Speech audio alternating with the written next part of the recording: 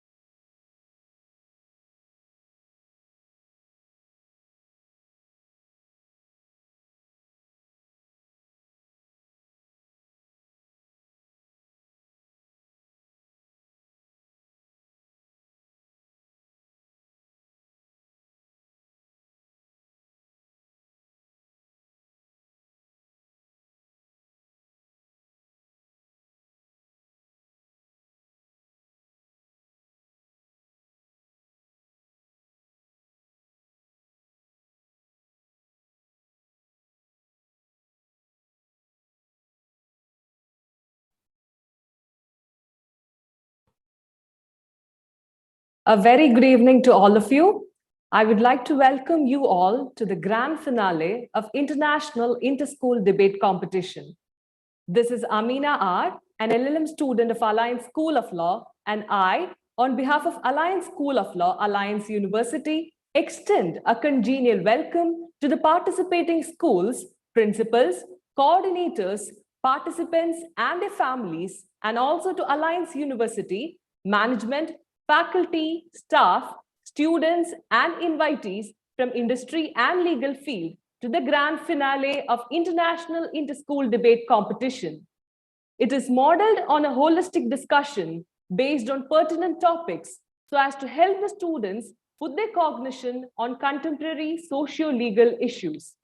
Let me now give you a bird's eye view as to how the competition unfolded on 19th of April and how it stands today, that is on the 23rd of April. It's a profuse joy to announce that 200 students participated, representing 66 schools, both nationally and internationally. To be even more specific with the numbers, we had 72 students from 19 international schools and 128 students from 47 national schools who have gone through the rounds of school qualifiers, prelims eliminators, and semi-finals to narrow it down to the present 4 participants in the grand finale today, who would put up their views to compete for the position of winner and runner-up in a while. Even though the rules of the debate are clear to the participants and the jury, I would like to give a sneak peek of it for the benefit of all the other attendees. Each round will be for a maximum duration of 20 minutes. Participants, both in affirmative constructive and negative constructive, are required to make introductory remarks for 3 minutes each. Then exchange their views and opinions on the set topic for the 10 minutes of rebuttal, and the last 2 minutes each is earmarked for the concluding remarks of both the participants. Now, I would like to introduce and invite the venerated jury members for the day. First, we have with us Ms. Tanvi Thakur, Head, Employee Benefit, Infosys. She has worked with very reputed companies like EY, KPMG, TCS, to name just a few. And it's our personal pride to have her with us as she's our own alumnus of MBA batch 2005-2007, Alliance School of Business, Alliance University. Ma'am, I extend a warm welcome to you at this point. Thanks, Amina. Happy to be here. Thank you, ma'am. Now we have Mr. Taj Matthew, who is the General Counsel, Global, India, Europe, and Latin America at Honeywell Technology Solutions. He is a corporate lawyer with over 20 years of global experience in technology, covering regions of India, Europe, Latin America, and with in-house experience in US Fortune 100 company.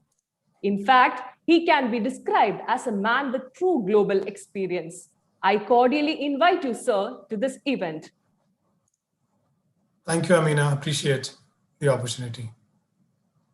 Thank you so much, sir. Next, we have Mr. Nirmal Paramban, who is the Senior Associate Vice President at EXL. He is an alumnus of IIM Calicut. He is highly experienced in global talent acquisition and has handled stakeholders globally. His rich work experience is with organizations like Al Jasser LLC and Apollo Hospitals Muscat, Maxiprof Corporate Advisors Private Limited, Altisource, Akbar Travels of India Private Limited, WNS Global Services, etc. I extend a congenial welcome to you, sir. Thank you so much, Amina. It's a pleasure to be here. Thanks a lot, sir. Once again, I wholeheartedly welcome all the jury members to this event. By now, our participants would be having butterflies in their tummy, and I don't want to keep you all waiting any further. All the very best, guys. So let's commence the debate right now. For Group A, the motion is, should sports be made mandatory for all the students till class 12th? And the speakers are Mr. Johan Varghese Sarjan, an 11th standard student from Fahahil Al Wataniya Indian Private School, Kuwait, who would speak for the motion, and Ms. Anira Pereira, a 12th standard student from Arun English High School Girls, Sharjah, UAE, who would speak against the motion. I now call out Mr. Johan Varghese Sarjan for the 3 minutes of introductory remarks. Over to you, Mr. Johan.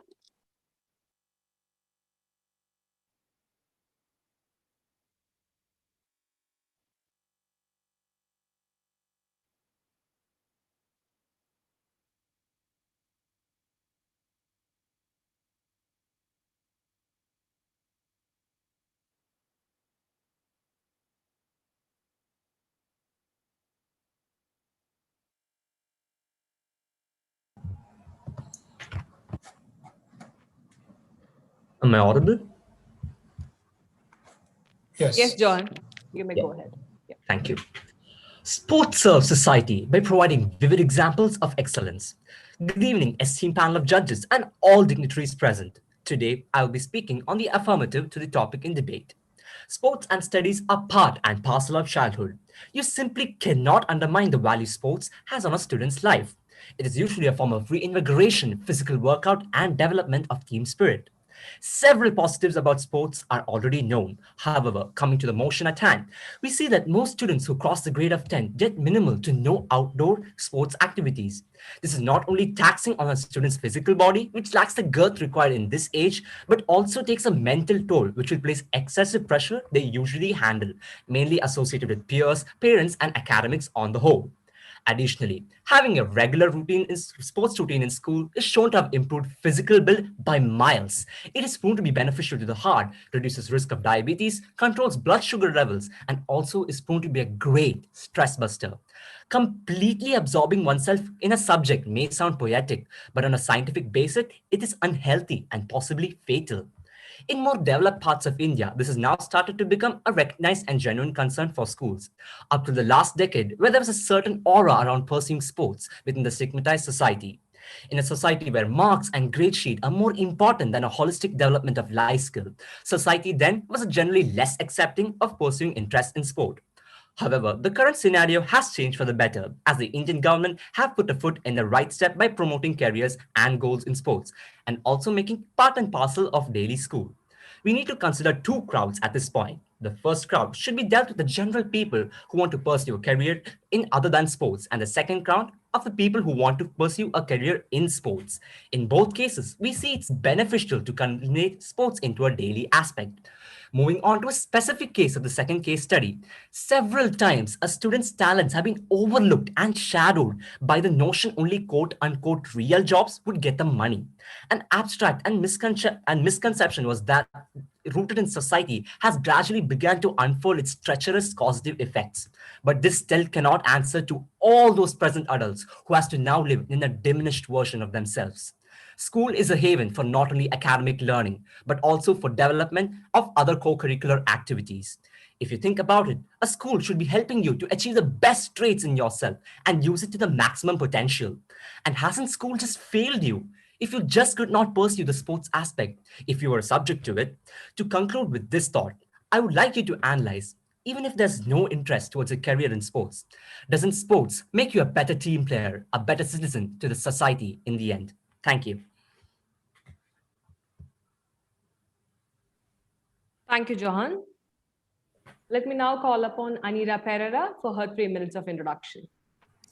It was the father of philosophy, Socrates himself, who once believed that the ultimate corrupting invention would be the written word.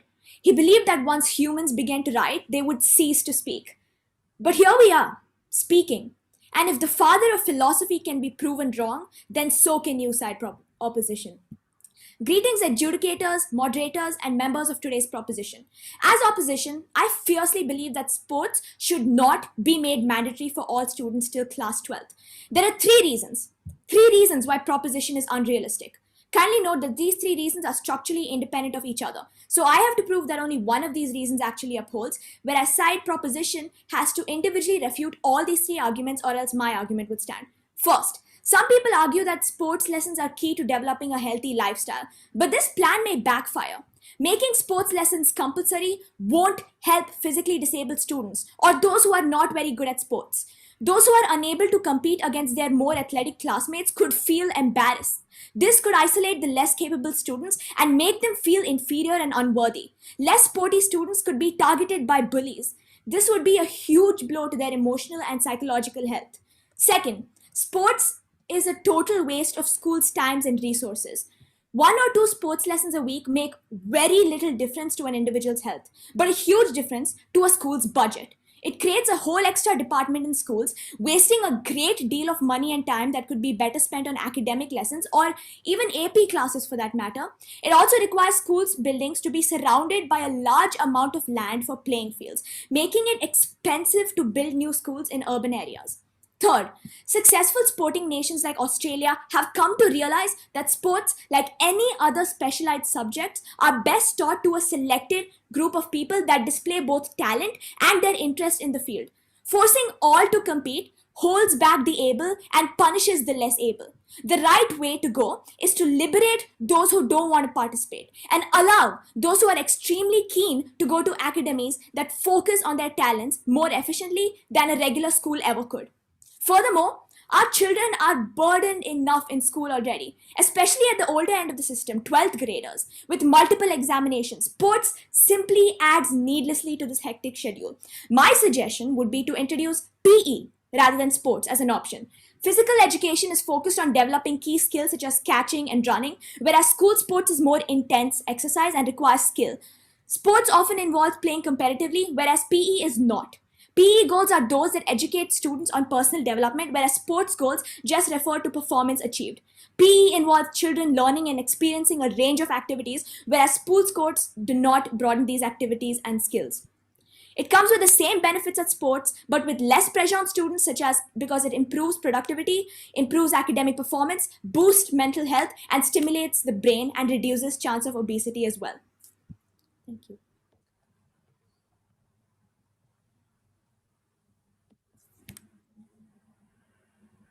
Thank you, Anira.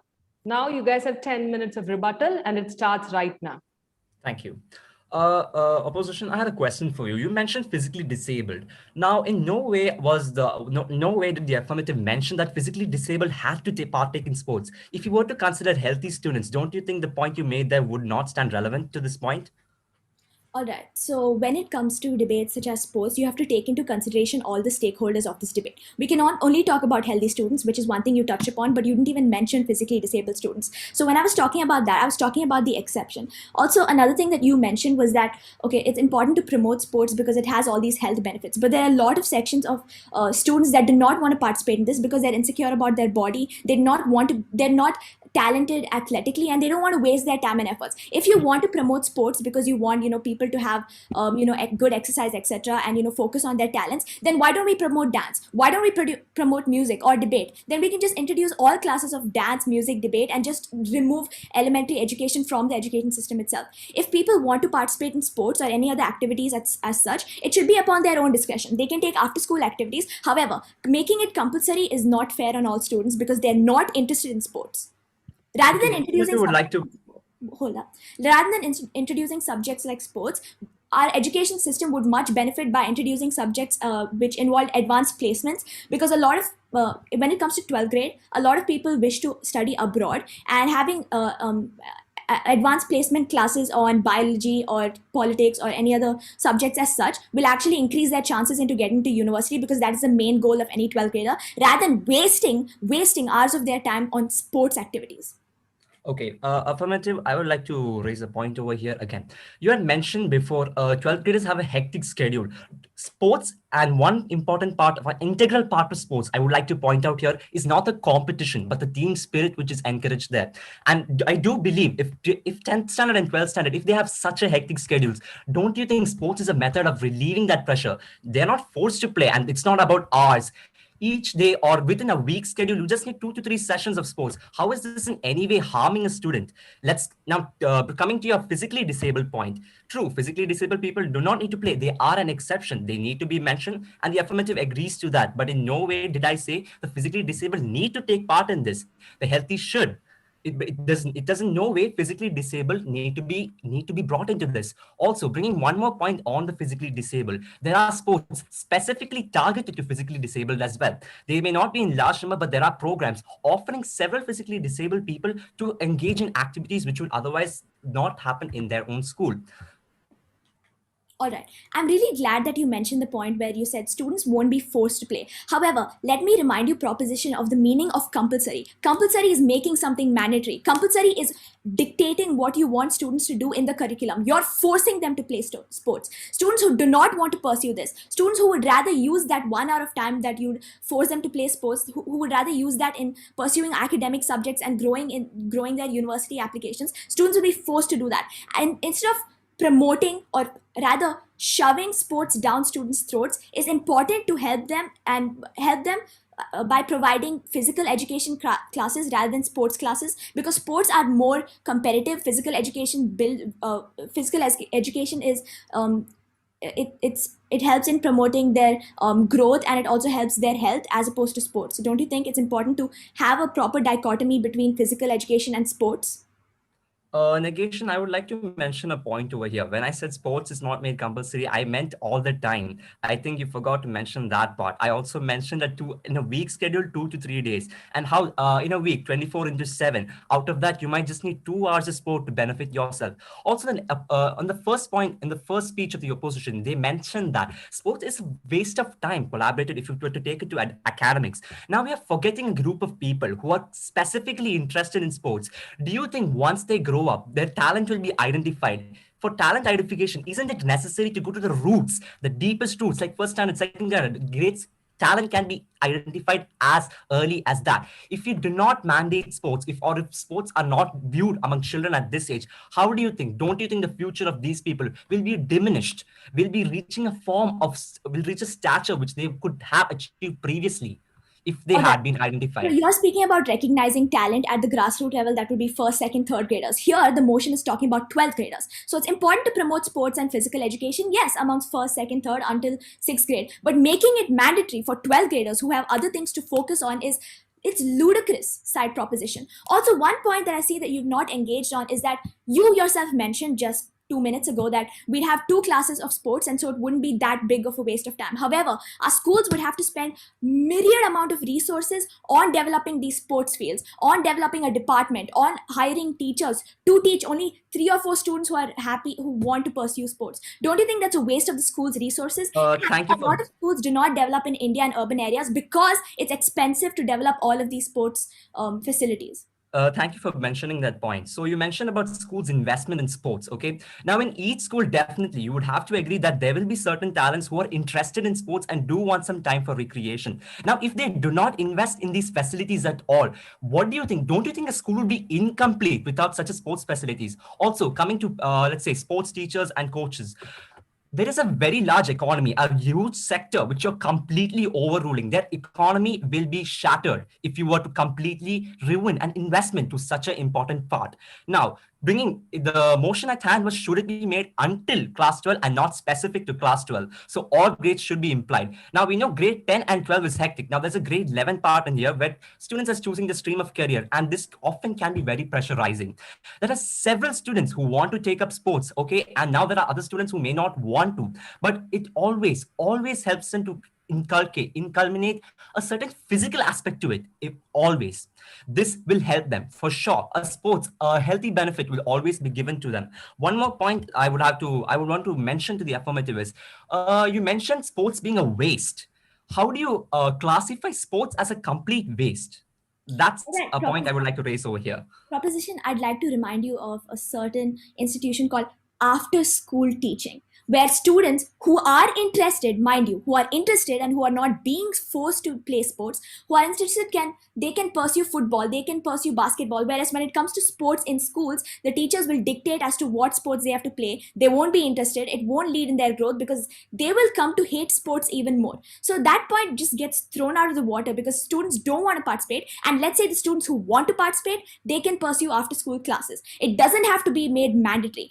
And if you're talking about how a school would be incomplete without sports, well, a school is incomplete without vocational training. A school is incomplete without advanced placement classes, because our generation and our future needs vocational training and advanced placement classes way more than they need sports to be made mandatory. But where do you see the education system in India spending money on this? Because you don't see it. There are a lot of people who are engaging in vocational courses outside of school, and they're doing well, and we need to promote sports courses outside of school. We can have advertisements where we promote certain institutions to students. We can have after school classes, but to make it mandatory within the working hours of a student to pursue sports when they don't want to is utterly ludicrous. One thing that we can support is physical education, which will actually help them, as opposed to sports, which is just competitive, which will make students insecure, which will make the less athletically able sad about their abilities. Let's not do that. Let's not get sidetracked.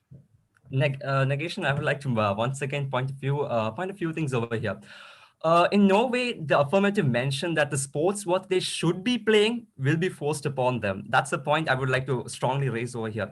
And coming to the things you said before, the opposition must be sure that India has a huge record of a negative failure in Olympics. Negative track in Olympics. Let me mention that. Don't you think this is because the lack? You already said India has a very huge lack in funding in the PE in sports already. This sector, because it's already this weakly researched and organized. Don't you think this is one of the prime reasons why India is failing at an international level? Don't you think this has more international and global applications at this point? You bringing your point into this. Thank you for mentioning that. Bringing your own point to this, don't you think India will be forced to be subdued? Bringing a point to after school, okay, you mentioned after school. You mentioned 10th and 12th graders have hectic schedules. Why do you think these hectic scheduled people would go for after sports when they are that busy in school? Why not just culminate some amount of time, just some amount of time? And you also mentioned sports being competitive. When you're forgetting another aspect of it, sports is just not competitive. It's a very integral part. It teaches you how to live in society. It teaches you how you have to become a better team player. If you go on to work in huge multi-corporate offices, there you will realize that it is a way. There's a very key integral part that plays in the sports. Sports definitely helps you to reach a stage that you have never mentioned before. Just undermining the value of sports will be a big crisis over here. And India's economy in this sector will just go further down if we do not focus I at like this that you point. brought up. I like that you brought up the Olympic. Excuse me, guys. You guys got to wrap up in 30 seconds. All right. Thank Side you. proposition, you're really telling me a sixth grade sports teacher will be able to train sixth graders to come into the Olympics? What Olympic players need? They need proper trainers. They need coaching. They need competition from international level. They do not need a sixth grade teacher telling them how to get into the Olympics, because that will not help. A 12th grade education or sixth grade education on sports will really not help in developing Olympic players for India. So that point it's absurd to say that including sports will actually help in improving our Olympic stands internationally. That's false. So I don't believe that's true. And you yourself said that 12th graders have a hectic schedule and they cannot afford to spend time after classes. Well, if they can't afford to spend time after classes, they cannot afford to spend time during classes for PE. They'd much rather spend time studying elementary subjects such as commerce, science, etc., subjects that they're pursuing that will actually help their future, rather than just waste 30 minutes of their day every day just because our education system wants to make it mandatory. Just because Sorry to interfere, Anira. Your time is up. Over to Johan now for the conclusion. 2 minutes you have. Thank you, debate moderator, for my recognition. Definitely, sports has a lot of implications on a student's life. As mentioned by the opposition earlier, for all her great points, I would like to kindly refute to one thing. You mentioned a sixth grade teacher. How will a person reach Olympics in that if a sixth grade teacher teaches them?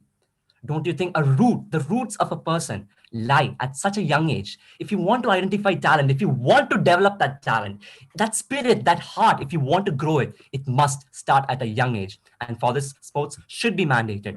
And time. Speaking of hectic schedules, definitely 10th and 12th have hectic schedules and we have to respect that. But in that gap, is it asking a lot? 24/7, 5 days a week, among that 1 or 2 days, just engaging in sport. It's just nothing more than healthy and teaching you other key values and skills that will help you become a better citizen in the future. India's future in the sports and Olympics and various other factors that could include management, economic structure of this particular field all lie on this very decision. Should sports be mandated? And yes, the affirmative strongly believes it should be mandated. After all, it's just a better benefit for our country. Thank you. Thank you, Johan. Over to you, Anira. All right. Let's look at the points made by my proposition throughout the course of this debate. They wanted to make sports mandatory because it'll help at grassroots level develop Olympians, which is false, because we're talking about making sports mandatory till 12th grade. Maybe till 6th grade would work out, but till 12th grade is just not feasible. Second, he wanted to make sports mandatory only for 2 to 3 days a week, whereas schools will have to spend a large number of resources, a large number of times developing these facilities and equipments for the students. Otherwise, they'll have a subpar equipment and students won't be trained for anything. Third, students are much rather it would be much more beneficial for them to have vocational training and advanced placement classes rather than schools spending resources on sports that they don't want to pursue. Fourth, our opposition was focused and hell-bent on making sports mandatory for students who wouldn't even want to take part in sports. Students who would be negatively affected by this. They'd have severe psychological impacts if they're forced by our education system to take part in sports, and it would perpetuate their feelings of insecurity. Now let's look at my points. It's important to focus and create a proper dichotomy between physical education and sports. I'm all for physical education. I think it's important to develop our students' brains, our students' physical ability, whereas sports is more competitive. Sports is more cutthroat, and it'll just make the education system much worse for the children in India. Thus, cast a vote for side opposition today. Cast a vote for not making sports compulsory. Cast a vote for actually supporting the mental state and the physical state of our students in India. Thank you. Thank you, Anira.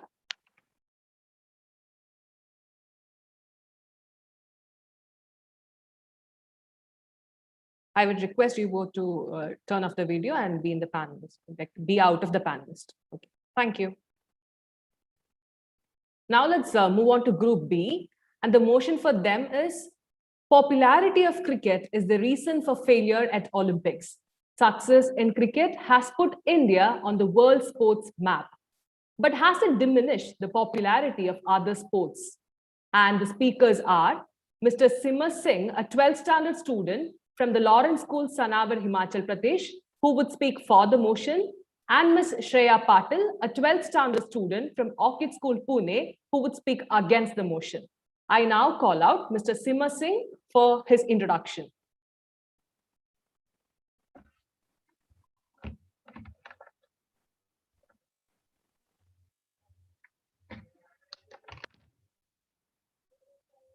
A very good evening to the August House and the esteemed jury.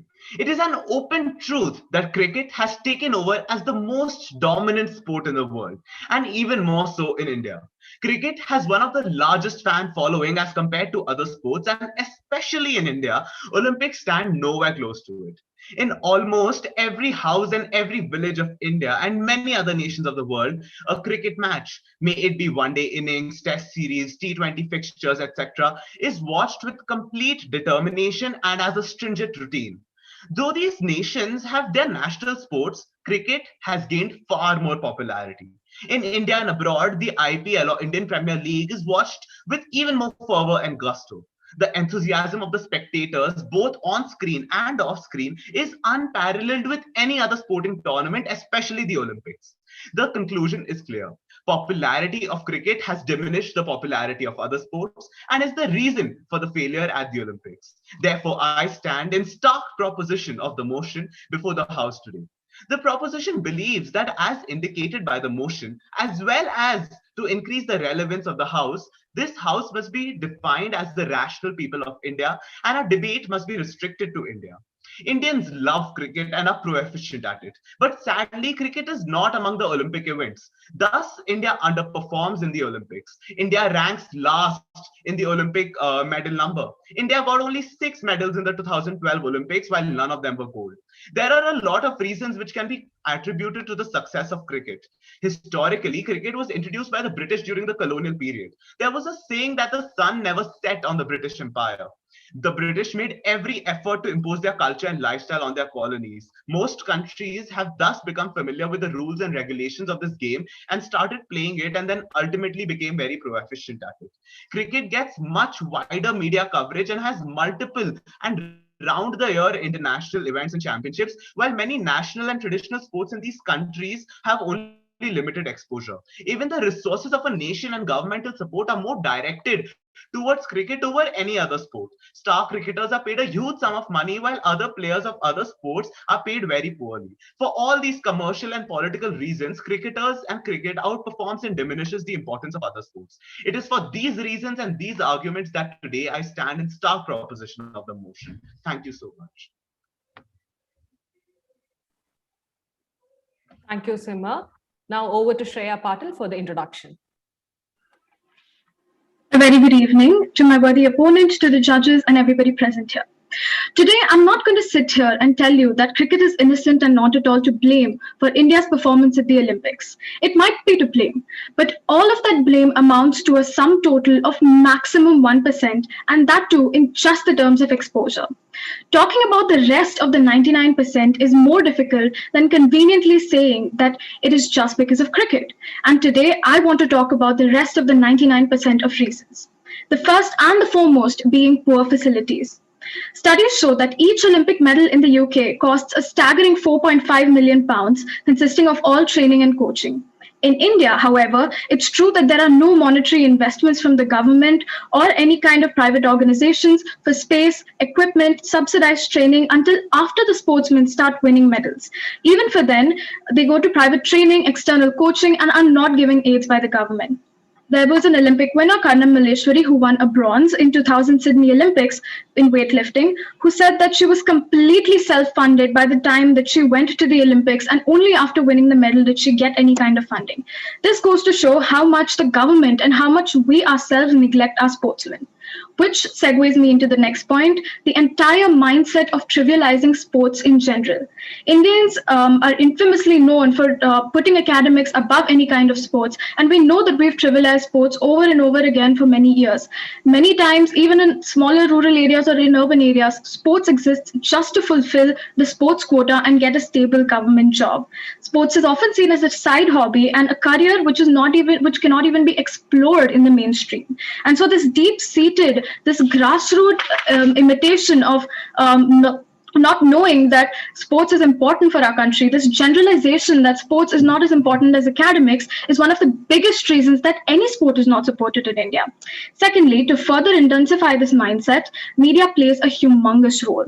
There's a beautiful ancient saying that says that if you can't feed them bread, then give them a circus, which means that for years, media hasn't covered dire sports facilities and issues like underfunding from the sports ministry. Why? Just because it requires a lot of efforts. They take the convenient and the easy way out by putting all of the onus and all of the blame on cricket and cost it as an excuse, but not even once cover the other harsh realities and the lack of equipment and opinions about the other sports. Third, and the most potent factor in this is the lack of exposure. People in India don't even know about the other sports involved in Olympics: fencing, synchronized swimming, curling, modern pentathlon. These are games that a lot of us don't know about. And is cricket to blame? Absolutely not. It roots back to the same two reasons: no efforts from sports ministry to promote a variety of sports, or even from private schools for not investing in exposure to kids, and in the mass trivialization of sports as a serious career in India. It's easy to say that cricket is to blame, but only because nobody wants to talk about their mindset, the government's mindset, and the media's blatant negligence to sports as a whole.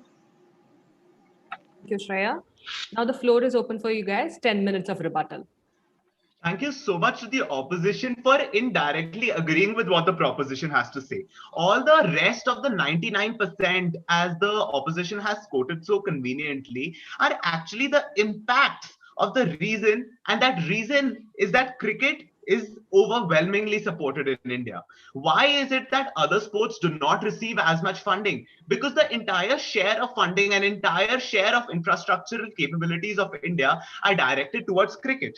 The opposition has claimed that no sport is given importance in India. Yes, no sport is given importance in India except cricket, because the entire importance is directed towards cricket. The opposition also came and said that media doesn't focus on other sports. Yet it does not focus on other sports, because all of the attention that the media has to give is taken up by cricket. Out of, say, 20 sporting channels that are televised across India, about 15 of them cover cricket. So isn't it that the cricket's popularity and cricket's overwhelming pomp and show is diminishing the popularity of other sports? First of all, thank you, opposition, for pointing out the fact about funding. I want to let you know that even the funding that comes for the Indian cricket team, how we say we bleed blue, and the entire thing about it being India's cricket team, it isn't actually India's cricket team, because it is not being funded by the Indian Sports Ministry. It's being funded by a private organization, which is BCCI. All the sports championships, all the cricket sports championships that come under BCCI and not under the Sports Ministry. If it were up to the Sports Ministry, there is no unequal distribution of resources, no unequal distribution of wealth that has happened up to date. We cannot say that 70% of their funds go to the Indian cricket team. We cannot say that this is just because of the mindset of the people. And I do agree with you that cricket is a popular game. However, when we talk about the government funding, when we talk about how much money is given, we also need to understand that it is not the government that has been giving them a lot of money. It is a private organization, BCCI, that has been controlling cricket's popularity, cricket's funding, and how further it has gone into all of the rounds that cricket participates in. Thank you so much to the opposition for bringing out this point that the sports ministry is not funding. Obviously, now the sports ministry is a part of the government. The government represents the people. Now the people, about cricket is watched by more than 80% of the people in India, and only a quarter of India's population, less than that, focuses on other sports. So if the people themselves are not yearning for investment and infrastructural funding on other sports, the government feels no need to give it. Hence, the BCCI steps in.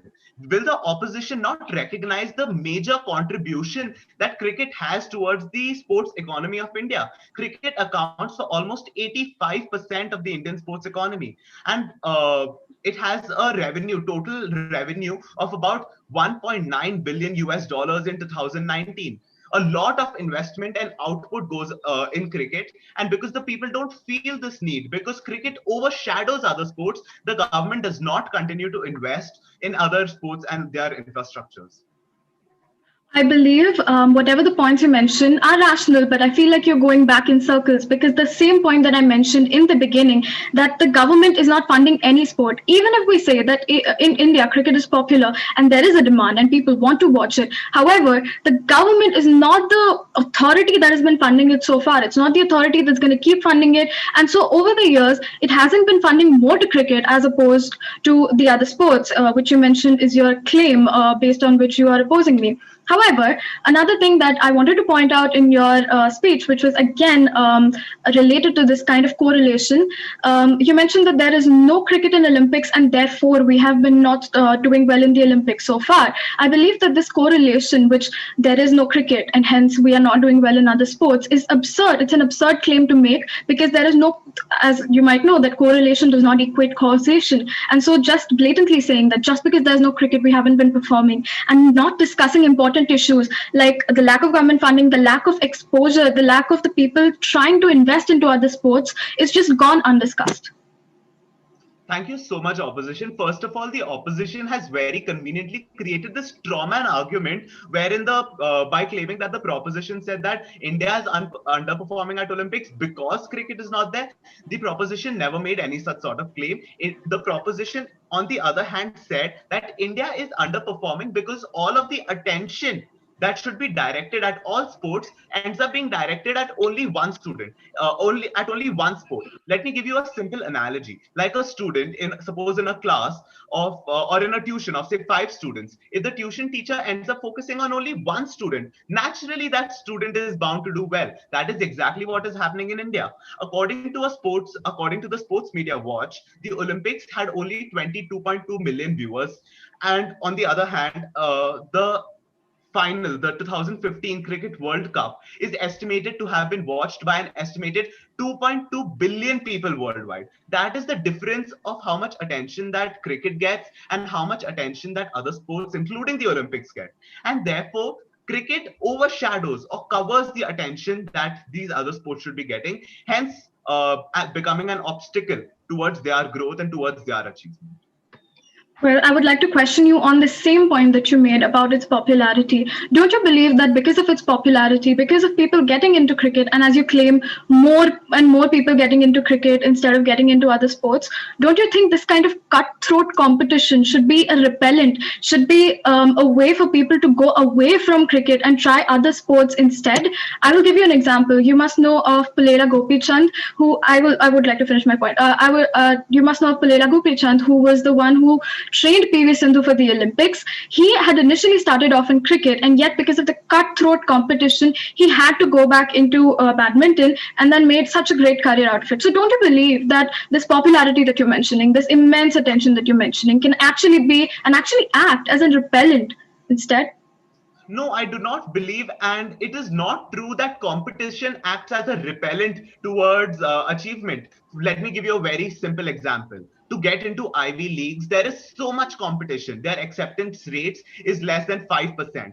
Don't people still apply in huge numbers to Ivy Leagues? Again, let me give you another example which is more closely related to India. The UPSC. Lakhs and lakhs of people apply for the UPSC, and there is cutthroat competition. But nevertheless, people still do go ahead and give UPSC. Therefore, it is not true that competition acts as a deterrent or as something that strays away people from one particular sport.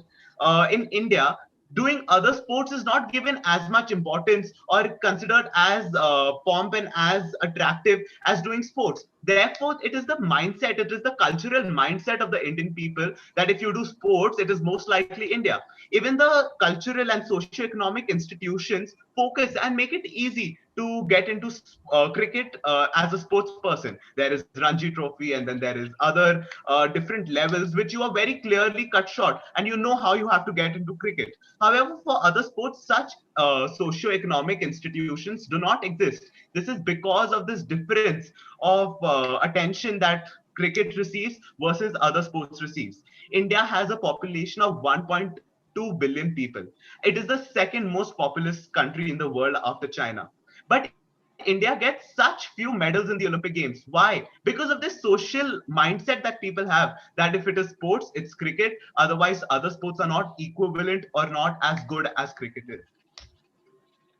Well, I am glad that in the beginning of your point you mentioned about Ivy Leagues, and I myself have had a little bit of experience with it, and so I can actually factually tell you, that 60% people are more likely to apply to MIT than apply to Harvard. And as you know, MIT is not one of the Ivy League schools, and Harvard is one of the Ivy League schools. Why is that so? Why are 60% people more likely to apply to MIT than Harvard? It's just because of the cutthroat competition that is visible in front of their eyes. The flashing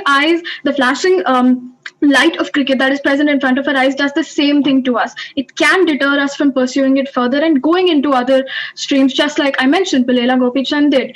And another thing that you mentioned in the beginning of your speech is that it is something that the British left behind and something that we're still nurturing. And I feel like it's wrong to believe that it's some sort of post-colonial hangover, because something beautiful has come out of it. I do agree, cricket is popular. It is seen as something that unites us, and something beautiful has come out of it. The British also left behind railway systems. Do we say that by pursuing railway systems, we have actually had a post-colonial hangover?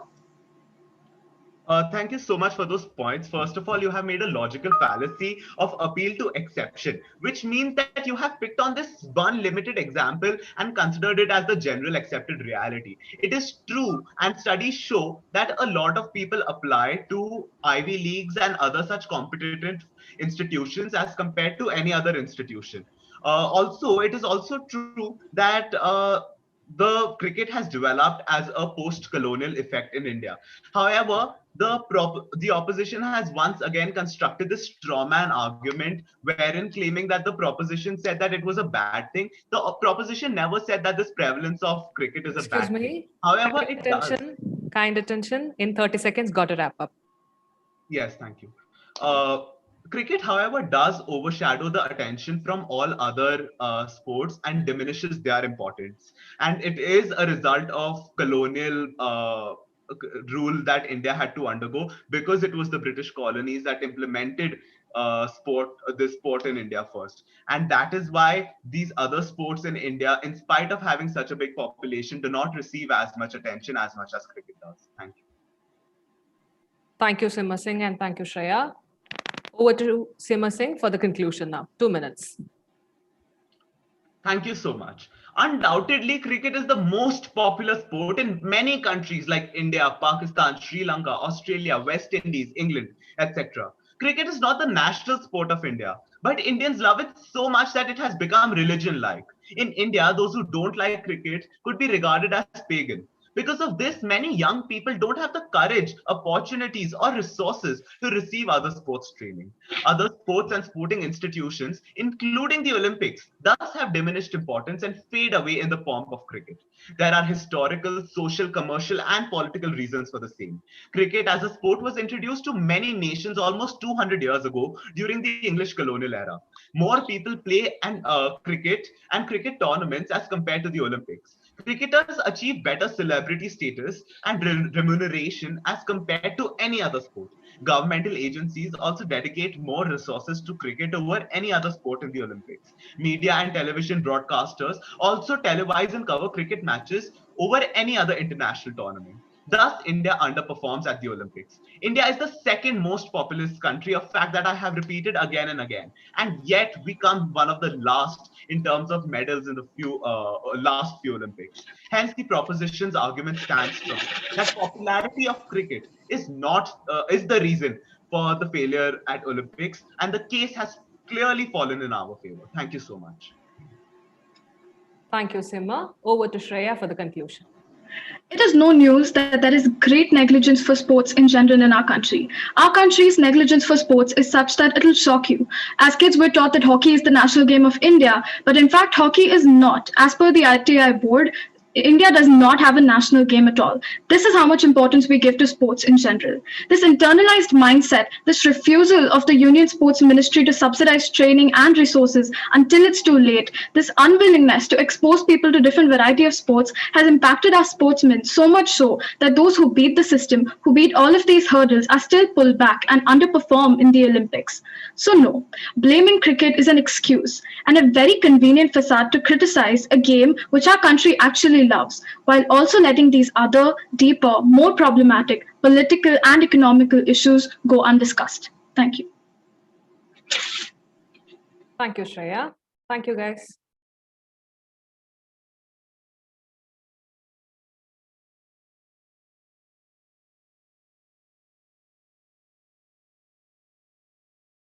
Now that we are done with Group A and Group B, we got to wait for the results. And meanwhile, let me give you a glimpse of Alliance University.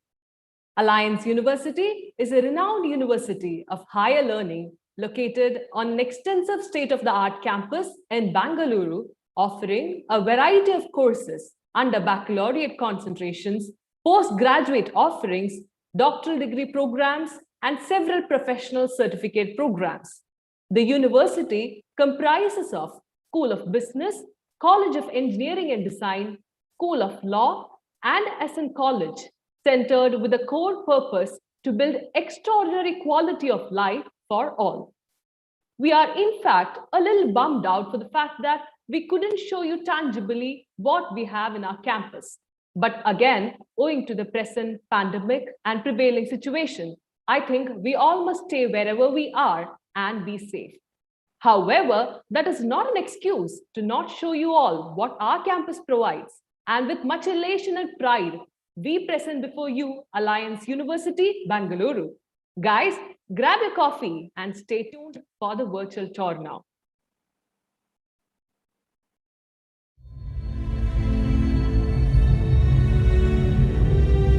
Jnanasya Shakti Buddhai Prakasham. Alliance University, founded on the belief that the strength of knowledge is the light to wisdom, is a sanctum of higher learning. The university's philosophy and culture exudes unwavering commitment to quality and excellence. Alliance University and its flagship school, the Alliance School of Business, have been consistently ranked among the best in the country.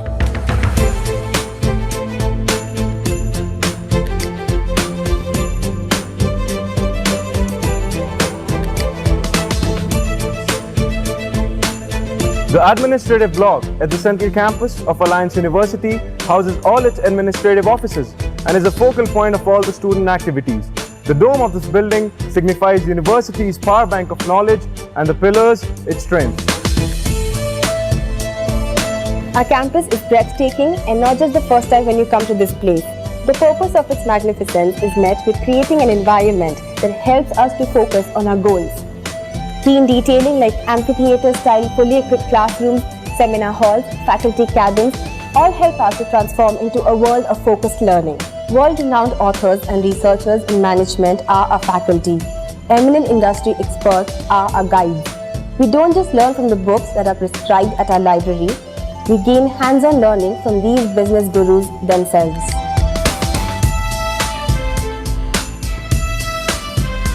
Libraries in the 21st century mean literature that students can access physically as well as digitally.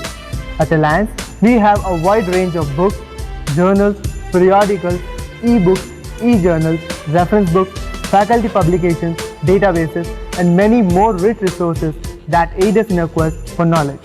Needless to say, our faculty publications are very popular. They have had their research published and prescribed globally.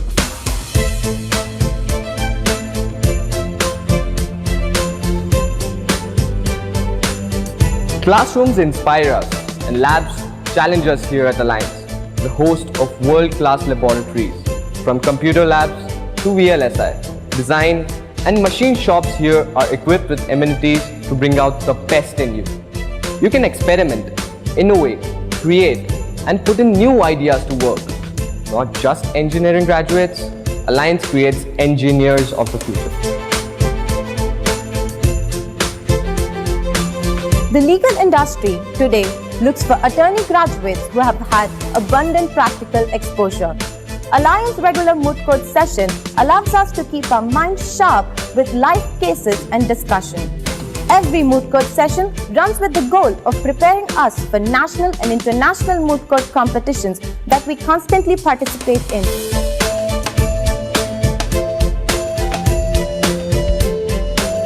The best thing about Alliance University is its diversity of students from different places in India and abroad. It also makes it more interesting and fun place to study as you get to know, interact and make more friends with students from all over the globe. It makes you more sensitive to different cultures, tastes, and ways. You emerge as a more mature and a better person.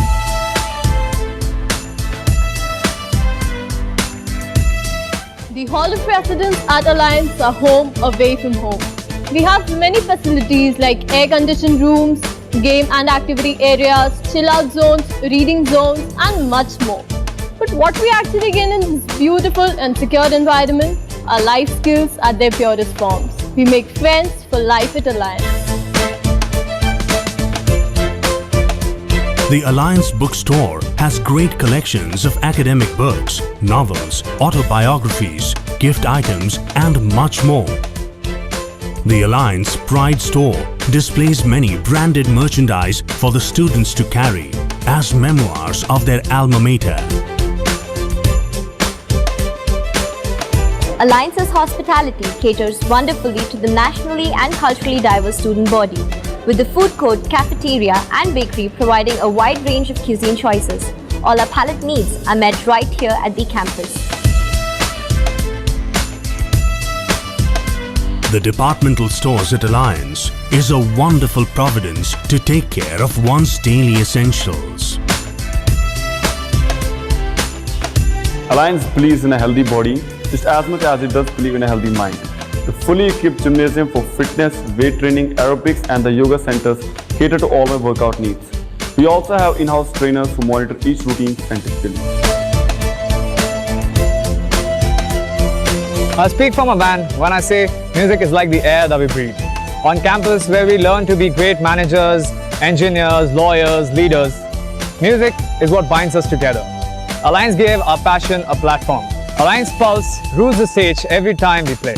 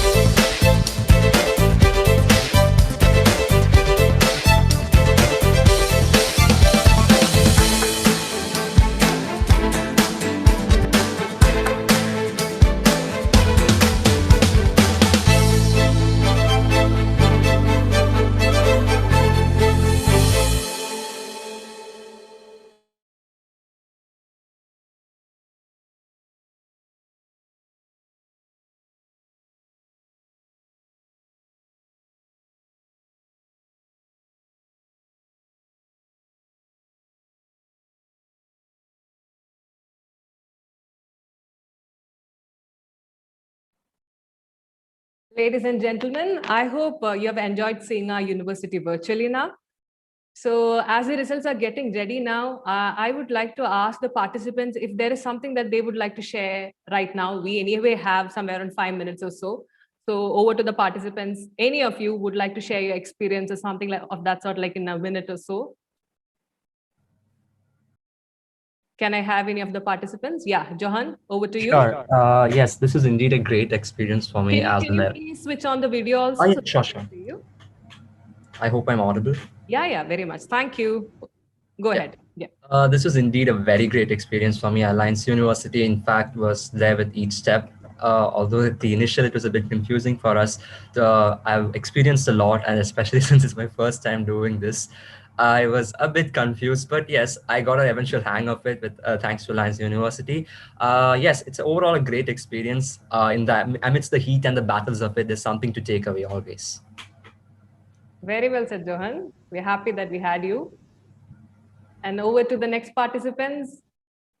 Who would like to go next? Shreya? Yeah, may I go ahead? Yeah, please. All right. So I have to say that in the beginning, as it was mentioned, it was a little bit unconventional, and I feel like that really gave us a little bit of thrill, that made us a little bit more excited for the new kind of formats that we would have to encounter. And over the 4 prelim rounds, it was actually very exhilarating. It was tiring, but it was very exciting at the same time. And Alliance was with me throughout all the steps, and then they were giving us all the instructions very well. And so it was actually one of a kind experience, because I actually learned a lot throughout it by interacting with people, not only in India but outside as well. And so I guess it's been really great exposure for me. If Shreya can tell something about your background as well, so that we understand from where you come and all of it. Right. So, as you know, my name is Shreya Patil, and I'm in 12th grade. I live in Pune. I go to the Orchid School in Pune.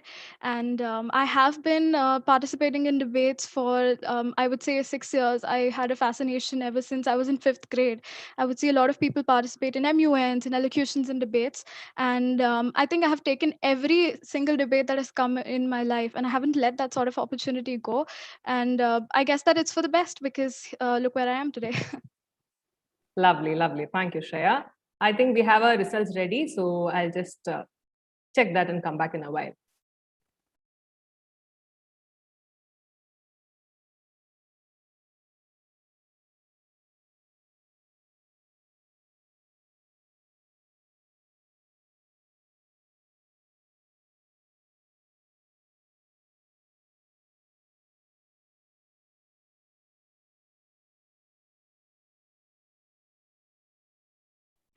So guys, the results are ready, and I'd like to cordially invite one of our judges, Ms. Tanvi Thakur, to announce the winners from the groups A and B. Over to you, Tanvi ma'am. Thanks, Amina. Shreya, Anira, Simar, Johan, great job done. It was great interacting with all of you guys. However, there has to be a winner at the end of every round. So here we go. Anira, Shreya, congratulations. You move on to the next round. Simar, Johan, great effort. I hope the next time around you can get to the next stage. Thank you.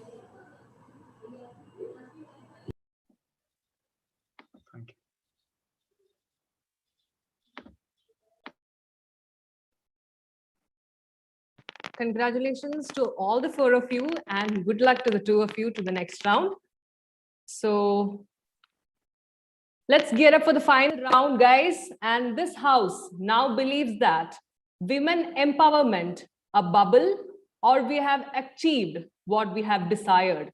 And we have with us the speakers, Anira and Shreya. Anira, you go for the motion, and Shreya, you go against the motion. So first, I invite Anira for the introduction. I participated in a competition yesterday that I didn't win. I just participated. I didn't achieve it. I didn't win it. I participated. Similarly, society is participating in gender empowerment movements, and there has been undeniable progress. Empowerment is happening, but we haven't fully achieved it. If you disagree with me, and remember, you're disagreeing with 750 million underage girls who were forced into marriage, 243 million who were subjected to violence, 530 million illiterate girls, you'd be factually incorrect. And if you agree with me in the first 30 seconds of the debate, then I've already won. Greetings, adjudicators, moderators, and members of today's opposition. We have achieved gender equality, said no rational person with access to Google ever. I'm going to prove that in my following arguments. A. Gender discrimination is encoded into law within countries, which goes to show that women empowerment is not even doing a good enough job to influence laws. 133 countries do not have laws to ensure equal pay. 104 countries make it certain jobs off limits for women. 39 countries prohibit their daughter from inheriting the same proportion of assets as their son. 36 countries limit what wives can inherit. 18 countries allow men to prohibit their wives from working. And 100% of all these countries have not even come close to achieving women empowerment and equality. B. The women empowerment movement has not touched refugee women. They live miserably. Refugee women's education opportunities are limited, while their family responsibilities are high than their male counterparts. Sexual and gender-based violence against refugee women is dangerously pervasive. And yet, opposition, you have the audacity to come here and tell us that we have achieved women empowerment and equality?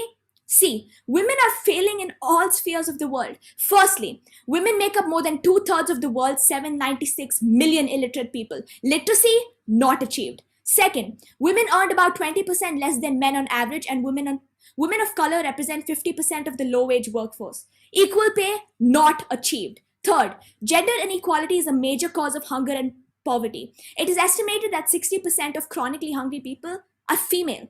Good standard of living, not achieved. Fourth, women make up less than 21% of parliamentarians worldwide. Worthy opposition. If the motion was have 21% of women achieved equality, you'd win. But the motion is whether all women have been empowered and achieved equality. And the truth of the matter is that they haven't. Representation, not achieved.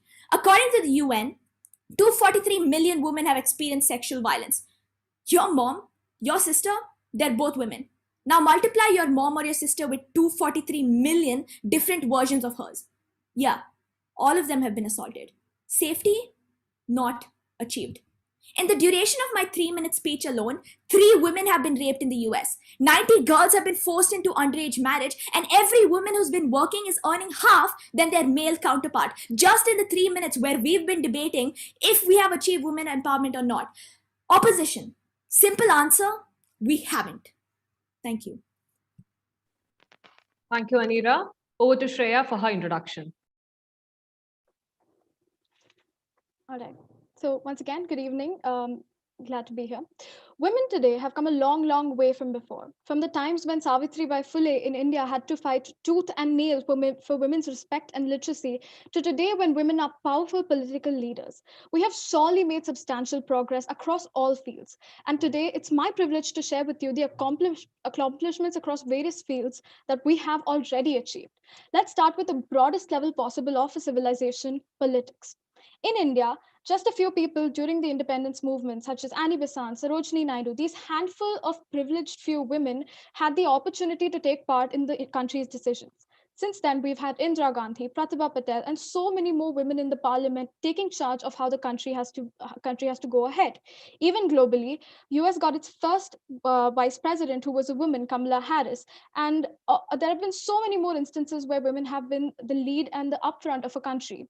I made the most wonderful observation during the COVID-19 pandemic that the countries such as Germany and New Zealand, they were one of the best respondents of the COVID-19 pandemic. And not to be surprised, they were headed by Angela Merkel in Germany and Jacinda Ardern in New Zealand, which just goes to show how far we've come, how much that we've let our women come to a place where they can command countries to such a good extent that they're one of the best respondents of the COVID-19 pandemic. So in the broadest level of civilization, in politics, women have already made such a huge mark. Not only politics, even in unconventionally and unacceptable things such as women playing sports, which was considered unacceptable very, very long ago, we've made so much progress. Sportswomen such as Sakshi Malik, PV Sindhu, Mary Kom have shown women that not only women are encouraged, but they can actually make it. And that families are ready to take up the responsibilities back at home to empower these women, to let these women make it to the top. On the same unconventional note as sports, women have also broke their way into the defense troops of India. For example, Sub-Lieutenant Shivangi in 2019 became the first woman pilot in the Indian Navy, or Lieutenant Bhavna Kant became the first woman fighter pilot of India in 2020. These people are breaking stereotypes every day and inspiring women like you and me that anything is possible, which couldn't have been possible 50 years ago. So that's just a mark of how far we've come. Not to forget the most important fields of all, science. Rosalind Franklin in the 1930s couldn't publish her research about DNA analysis and the structure of DNA, but 2 white men, Watson and Crick, later in 1950s published it. Today, Kiran Mazumdar-Shaw and so many women like her. Kiran Mazumdar-Shaw is the chairperson of Biocon and an Indian billionaire entrepreneur in sciences and technology. Just goes to show how far that we've come and how far that we've empowered our women to become the lead fronts of companies as well. All this just shows that at the end of the day, we have broken stereotypes and we have officially made enough legal provisions, enough societal provisions for us to proudly say that years of women empowerment has actually worked and given us what we have actually desired. Thank you, Shreya. Now the floor is open for you guys. 10 minutes of rebuttal. It starts right now.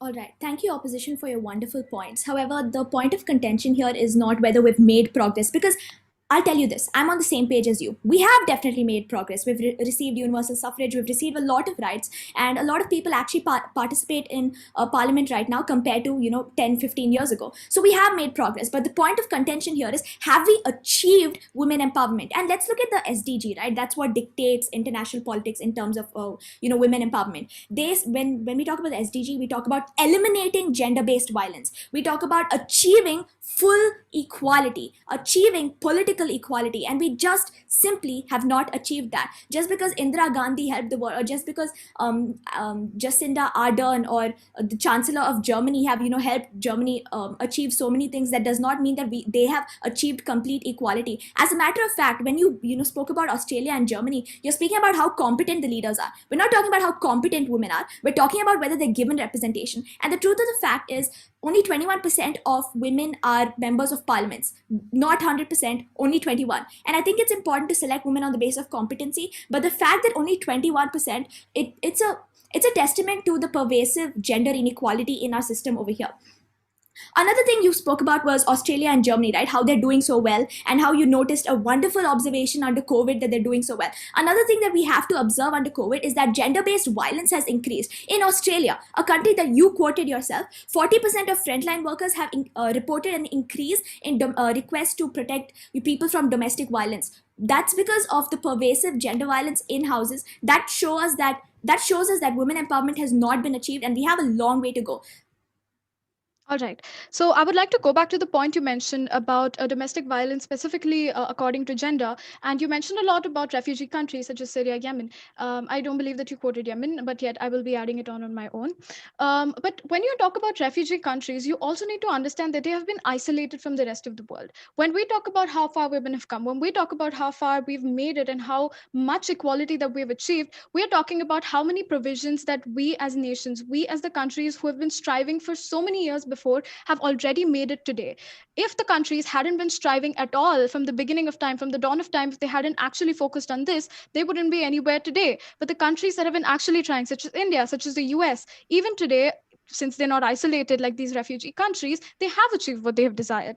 Another thing you mentioned is that domestic violence is gendered. There are so many things, there are so many laws that are flawed. Even in India's domestic violence law, men aren't integrated into it yet. And so you cannot say that these laws are flawed, because all of them are already flawed. We cannot pinpoint the reason for, as your claims mentioned, that we haven't attained complete equality just because of the word and the spirit of the laws that are actually present in our constitution or whatever. All right, you mentioned that all the laws are normally flawed and we should just normalize that. If laws are flawed, it's important for us to take the step to change those laws, to make sure that women are inclusive. And when you're talking about gender-based violence, right, even if it's happening against men, then we should take the proper measures to protect these men. We should take the proper measures to protect women as well. But that's not the point we're talking about. We're talking about women empowerment. And I want you to upright come here and tell me that we have achieved women empowerment. Do you agree? Do you agree that we have achieved women empowerment? Well, I agree that we've achieved everything that we were striving for. I am here to tell you that whatever we were striving for, whatever we stood for, let's say 60 years ago, whatever was the vision of the feminists of those times, such as Sarojini Naidu, she was a wonderful feminist herself. Whatever visions that she had for Indians today, that there would be representation in the parliament, that there would be representation even in local governments, which we know that even in the panchayat level governments, there is a standard representation of women that needs to be there. All of it has been realized over the past few years. There are things that we cannot deny. There are things that are legally provided. There are things that are even socially accepted in society that weren't there before. Everything that we stood for, every spirit that we actually wrote down, even before our constitution in informal words, has been achieved today. That's all I'm trying to say. When we talk about women empowerment, we're not talking about Sarojini Naidu's ideals. Her ideals don't count in terms of the 21st century. If we actually follow a benchmark that was set multiple years ago, then obviously we have achieved it. We probably wanted one woman to enter the parliament and we achieved that. But let's talk about the standards that we've set in the 21st century. We're way further off today than we were 10 years ago. So in terms of that, you're telling me that we have achieved what we set out to.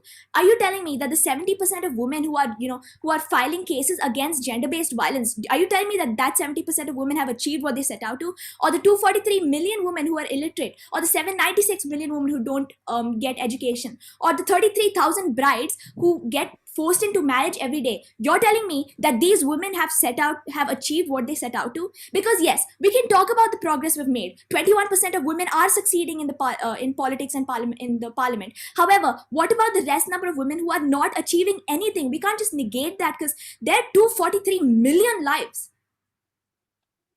Again, I would like to point out the fact and the spirit of the entire conversation that we're having today, that women empowerment, and if we have achieved what we desired, we aren't talking about 100% women empowerment. And to be honest, there is no way that we can actually establish that. How can you qualitatively measure that there is 100% women empowerment? How can you say that even there is 99% of entire women empowerment going on in every country of the world? There is no qualitative way to actually sit down and measure that. There are crimes. Crimes are happening all the time, but when it's manipulated to say that there are these many million brides in the world under the age of 18, and it's manipulated in a way that men's statistics are not included, it seems like an entire different narrative that is being painted in front of our eyes.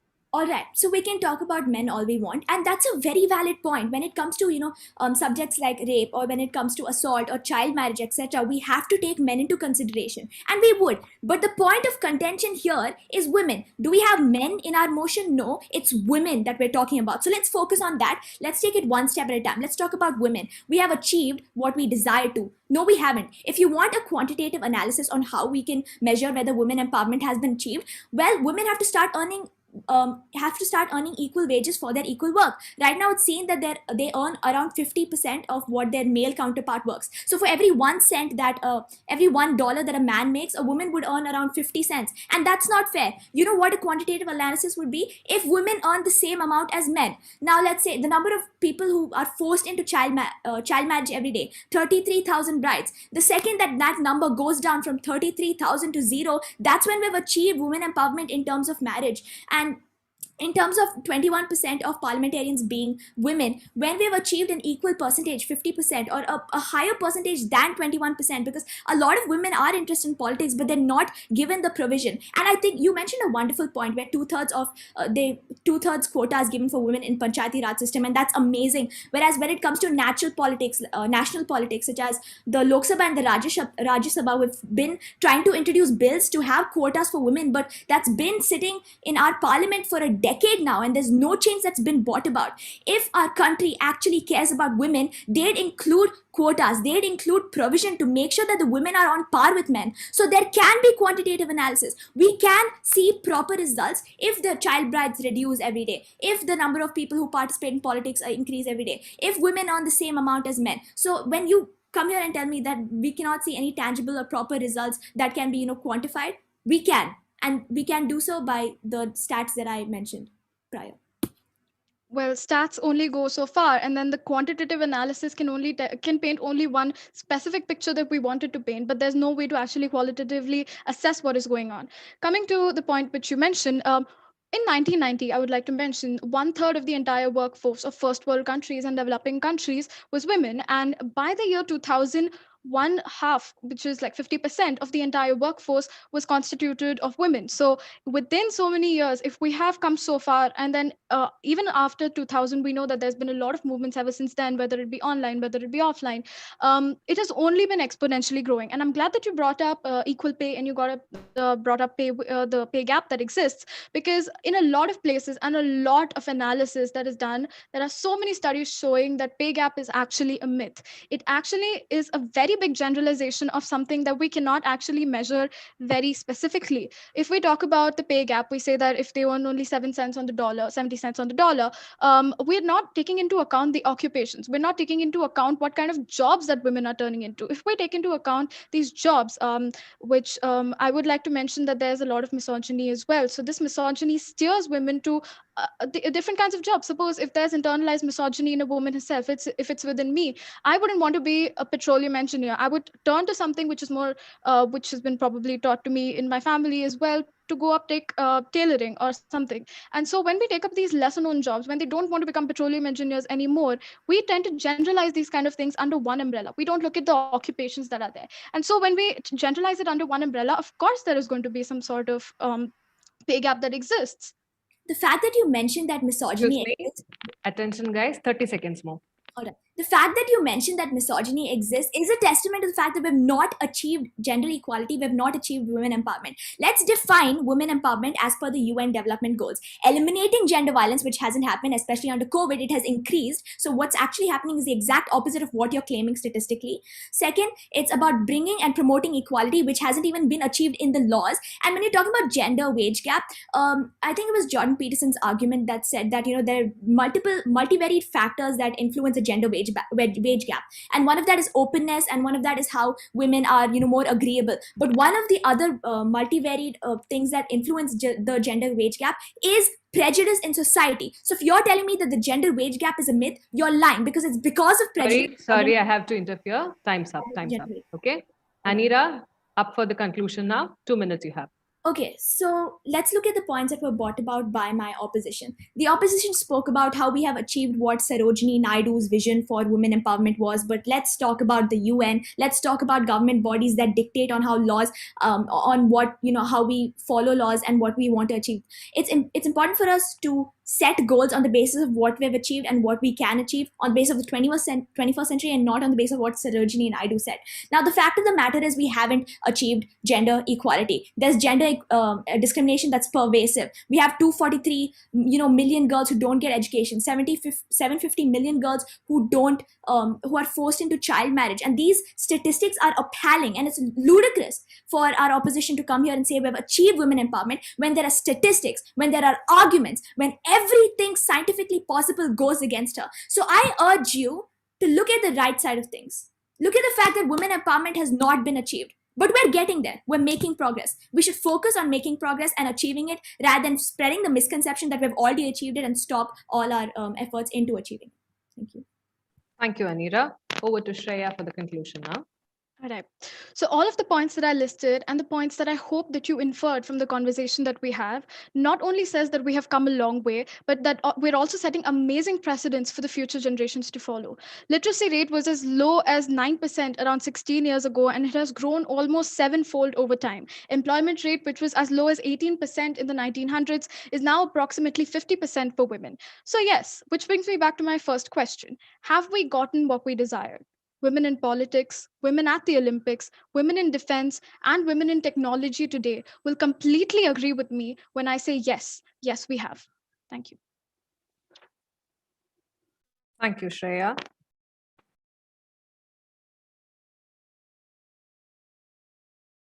If I may use one of my favorites to describe your spirit, I must tell you that it was a good Aji-Baji, guys.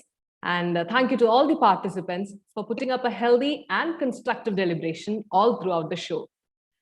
It's now time for us to listen to our galaxy of jury members, and I would like to request each one of them to kindly share their experience with us. We would like to listen to Mr. Nirmal Paramban now. So could you please share your insights with us? Thank you so much, Amina. It is very, very amazing to see such great conversations. I wouldn't want to call this a debate, but again, great conversation, and that too coming from such our next generation at this age is really, really heartening, and it's a great experience. Thank you so much for allowing us to be a part of this, and I thoroughly enjoyed it. And all the very best. I think first, second, third, fourth is just numbers. I think all four of you guys are winners. And I think keep up the great spirit and learning, and I'm sure all of you are going to be winners. You're already winners. I think you'll scale great heights. Thank you. Thank you so much, sir. It was lovely hearing from you. I'd now request Mr. Taj Matthew to take over the platform now. Yeah, thank you. So I would say after maybe 20 or 30 years, I have actually done a seesaw game in my life. So at a time, see, as a judge, it's always important to see that now your personal opinion is not coming in the way of the points that the participants are bringing in. So when the first candidate was arguing, I thought, okay, man, she's absolutely right. What a good point. Then I go immediately on the other side. The other candidate is pulling me up all the way up there. Or then I say, okay, that's right. then immediately I'm going back. What a CISO drive, I would say. So much learning from you young folks here. Beautiful job. Again, whenever you are doing such a great job, our jobs become really difficult. Again, both of you, not just both of you, I mean, the other previous participants are all winners of this, but ultimately we'll pick one of them. But wonderful job. Keep the great job up. You have great future, and thank you.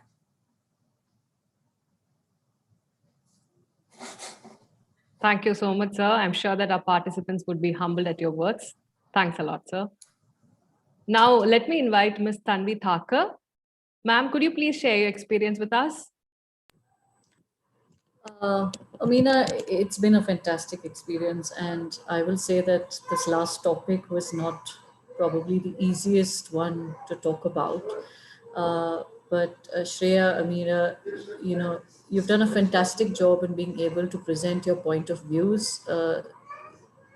And what I can very easily say is that, of course, it's very obvious with all the data that's out there that probably one side is a lot more heavier with all of the data and arguments that are available for us to see.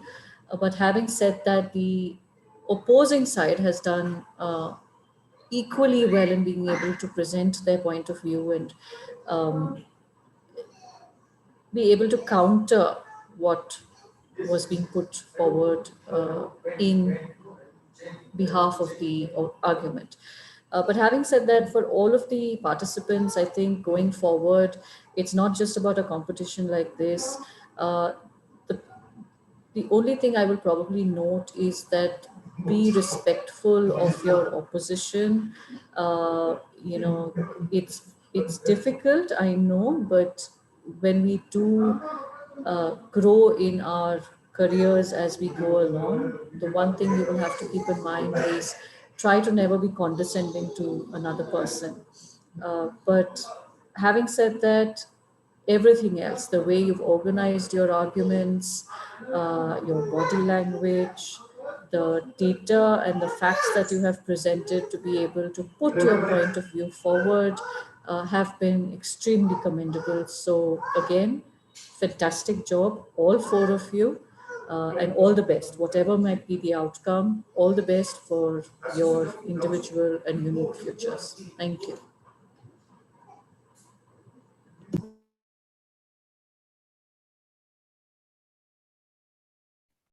Thank you so much, ma'am. I think she has put up great points for all of us to take back. So we all have to really stick on to all the points that all the three judges have put up. Thanks a lot to the jury members. Now, as we are getting ready with the results, again, I'd like to ask if the participants are ready to share the experience. Like we have had two of them sharing the experience in the previous track. So why don't we listen to Anira and Simar? If Simar is even now here, can we listen to Simar and also to Anira? Any of you can go ahead. Tell more about your experience, your background, so that we'll get to know more of you. Well, first of all, Simar put up a really strong competition. She was very difficult to debate. I watched her debate for the first round and she did fantastically well, clearly because she made it till here. And yeah, and I really like the experience that this competition has given me. Again, it's not like any conventional debate. It has a very different format and it was fun to follow this. So thank you so much for bringing forth this competition and giving us an opportunity to participate. Thank you, Anira. Do we have Simar here? Can we listen to you, Simar? Thank you. Thank you. Yeah, please go ahead. Same, I think the unconventionality of this entire competition just made it much more interesting. On the first day, I was a bit taken aback by this set of rules, and because I'd never been exposed to such a debate. But I think I really thank Alliance University for giving me a chance to learn this type of debate as well.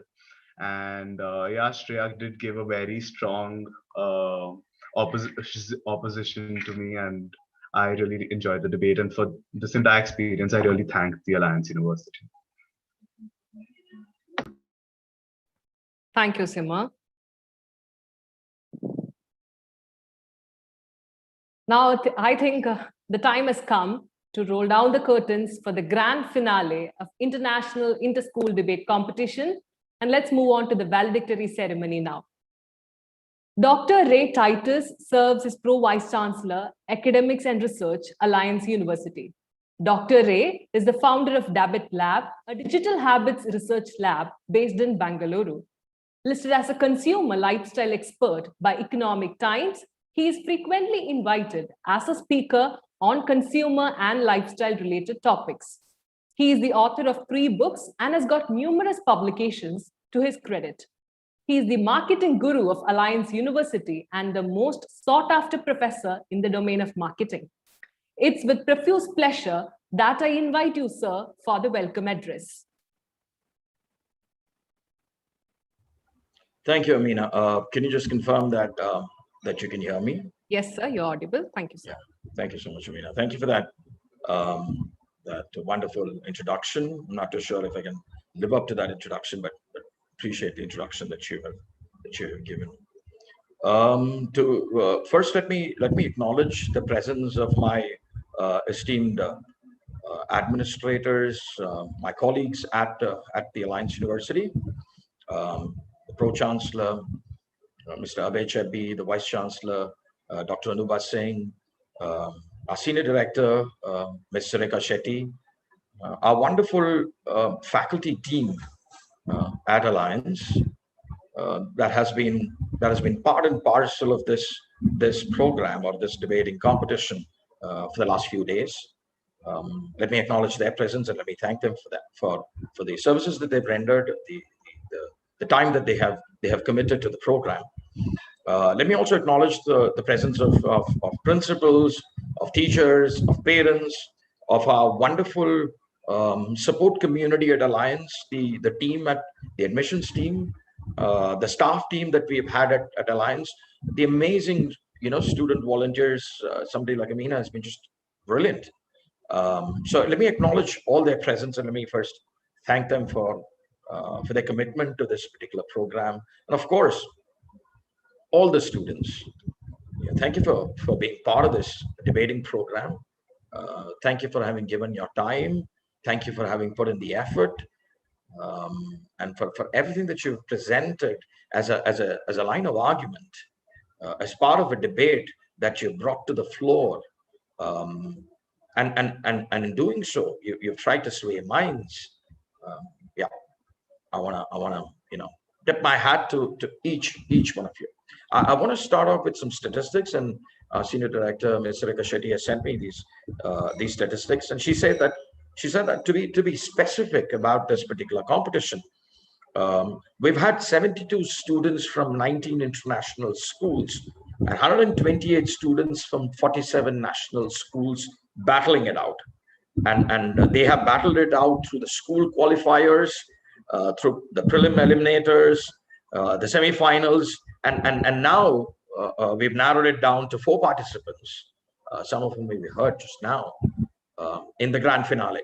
Now, of course, we await the winners, and we'll have our Pro Chancellor, Mr. Abhay, declaring the winners. But it's been a grueling series of rounds that these students have gone through for us to reach the number that we reached now, which is the four people who have participated in the grand finale. So I wanted to upfront, throw those numbers up just to tell you the scale of this particular competition, and to present to you the kind of rigors that this competition has posed to each of the participants. In fact, for the last few days, listening to each one of you, I've not been through all the sessions, of course, but for the sessions that I've been listening to, it almost transported me back to my school days, to my college days.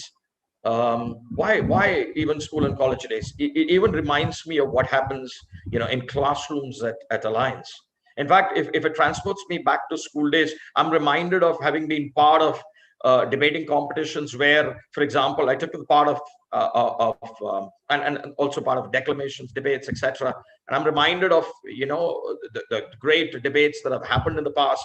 For example, Mark Antony versus Brutus, and for example, Brutus stands up in the Roman assembly and he says, "It's not that I loved Caesar any less," and he's making a case for why he has slain Caesar.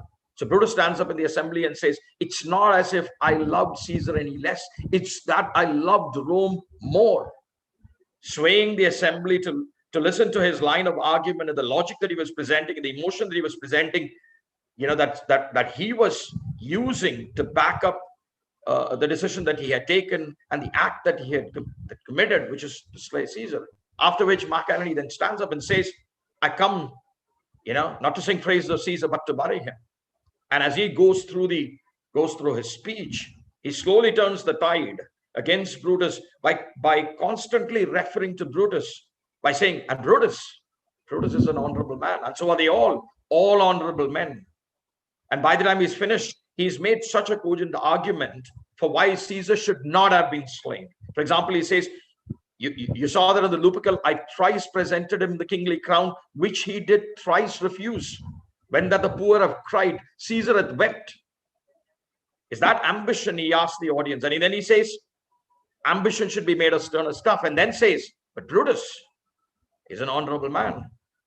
And so as much as I was transported listening to each of these, students as part of teams that they were from the schools battle it out, what they were essentially doing is presenting a line of argument to their assessors, ensuring that their point was presented in a manner where it sways minds. And I think there's nothing more grand than that in any civilization, that men and women stand up and present arguments, present points of view constructed in a certain manner. I remember when we started the program, having said this, and that is in the end, what it does is that it allows the other person to see something he or she has never seen, because you presented that argument. It eliminates the need for us to go to war literally, because we can war through debates. And that's an honorable way to war. Right? And that's exactly what you've done. Of course, this is not literally a war. And like Tanvi said, you have to respect the opposition. But then you have to go out there and present your point of view. And you have to present it in a manner where it sways minds, gets people to see your point of view, to the extent that they agree with you. I want to remind every student who's been part of this debating, competition, that this is something, the ability to debate is something that you will dip into as you go ahead with your life, as you step into college territory, as you step into an higher academic institution and then into the industry. It's your ability to train your mind to think in a certain manner and then articulate that as a series of points. It may not be a debate at the strategy table, but in some ways it truly is. Because you see, in our classrooms, we teach our students, and I can bring an example quickly, and I can throw up the example of case studies. So every time a student is given a case, or a group of students are given a case, and they are asked to step into the shoes of the protagonist, they're supposed to then understand the context. I can tell you that very recently we did a power and politics case where we asked students to step into the shoes of the protagonist and understand power plays. Understand as to where you draw your power from. I can tell you, not to bore you with too much of theory, the sources of power are personal. The sources of power are relational. Right? So you draw your power from various sources. And you use that power to influence others. So when cases are given and students are asked to put themselves in the shoes of the protagonist, they're asked to understand, and in this case, because it's a power and politics case, they're asked to understand the power that they wield, the power that other people in that situation wield, understand the context, and then use persuasion strategies, which is essentially debating strategies. You take those strategies to the table to sway people's minds. So never give up on your ability to debate. Debate, because it then avoids anything else that we have to do. And like I said, it's the most honorable thing that you can do. That you have to debate. That you have to train your mind to think a certain way. You have to convince yourself. And again, when I say convince yourself, I'm not asking you to do an act where you have to believe into something that you don't believe in. But you're asking yourself to see things a certain way, to construct a certain perspective. It may even push you out of your comfort zone into zones that you have never entered into. And then what is the greater challenge? The greater challenge is to then construct your thought process in a coherent manner and then articulate it to the other party. In your case, you had to articulate it to counter the other party. You had to articulate it to convince the judges. And I think you've done it admirably well, right? As much as debating is about opening another person's, changing the perspectives, getting them to see, like I said, when I had my, when we started this company, it's also about changing your own perspective. Because the hardest thing is to see something that you normally don't see. We're all conditioned by our mental maps. We see the world a certain way, and we refuse to see it any other way, refuse to see it otherwise, until somebody comes across and constructs a cogent argument and then articulates it in a manner where, our mind prompts us to step into that territory and see what the other person is painting in front of us. In fact, you're artists as much as you're scientists when you debate, because there's a structure to your argument, there's a science behind it, and there is an art behind it. That is what you bring to the table. So I want to encourage every student to build on these skills, because these skills are what you're going to take as you step into the higher education territory. These skills are what you're going to take into the industry, into the marketplace, into a community, onto the global stage, and it's going to hold you in good stead. So in emphasizing the importance of debating, I don't want to take away anything from what you have done, but I want to tell you to add to it. And I want to tell you that as an institution, Alliance, we believe in the concept of synthesis. Every classroom is an opportunity for synthesis. In fact, the Greek method was what is called the devil's advocacy method, or the dialectic inquiry method.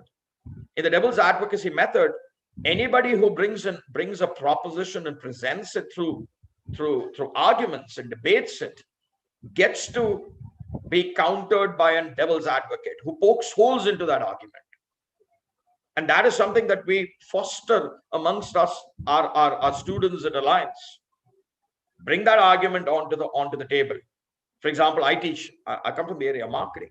If a group of students are going to come up and tell me that the right decision is to get into a price war, then there's going to be a devil's advocate who's going to poke holes into that strategic decision and say price war is not the right way to go. A recent case I can tell you that was brought up was Holland Sweetener Company taking aspartame into the market, and there's already an existing competitor in the market called NutraSweet. NutraSweet is an established player in the marketplace, already having big clients like Coca-Cola. How do you go to the market and compete? Holland Sweetener Company. So you've got to put yourself in the shoes of the protagonist, and in this case, Holland Sweetener Company, which is in that shoes of the marketing head. How do you take aspartame, their product aspartame, to the market? And how do you compete with somebody like NutraSweet, which is already established? And then a group comes up and says, we are going to compete with them on price. We're going to engage them in a price war. And then the devil's advocate steps up and says, no, it's not the right decision, and pokes holes into that decision.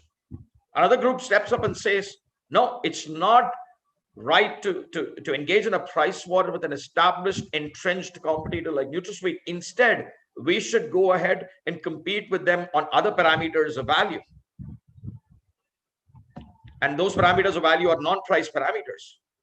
The devil's advocate again, plugs holes into that argument.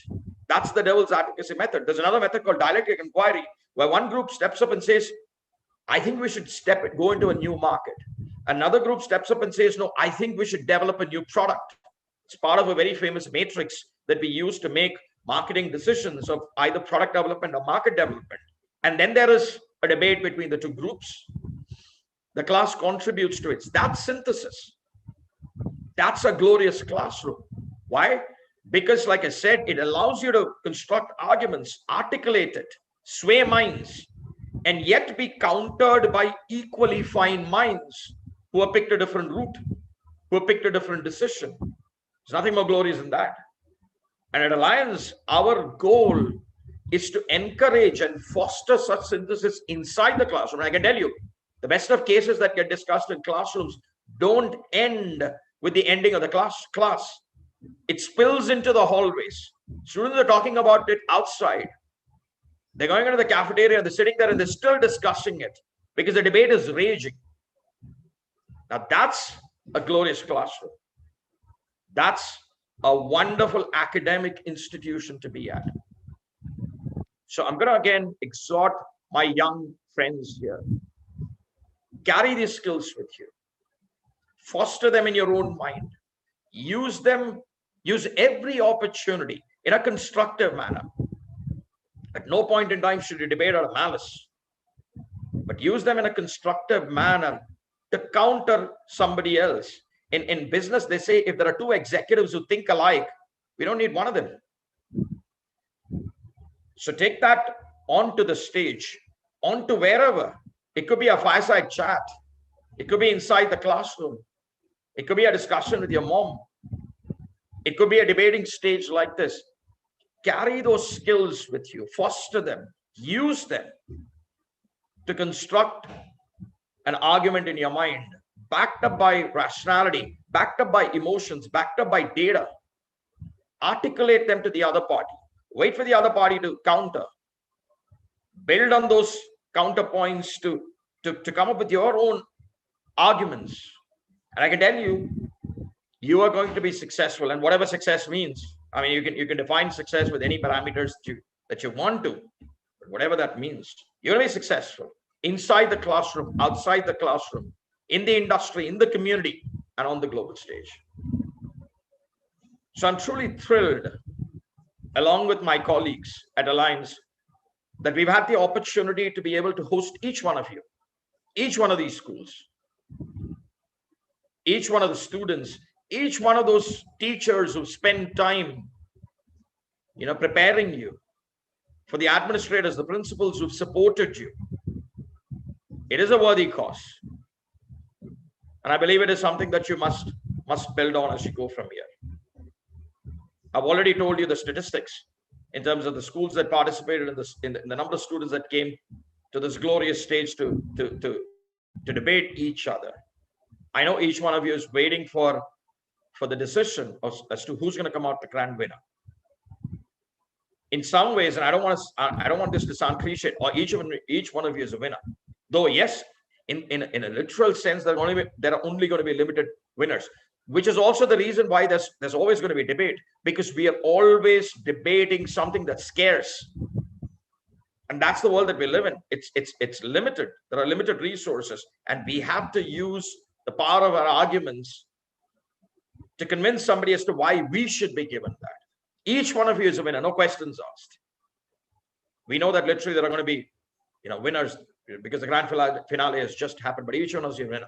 Each one of you is a winner. And each one of you needs to build on this and to go ahead, go through the rounds to finally reach the grand finale and win out there. The grand finale of this debating competition, hosted by Alliance University, and many other finals that you're going to encounter in your life.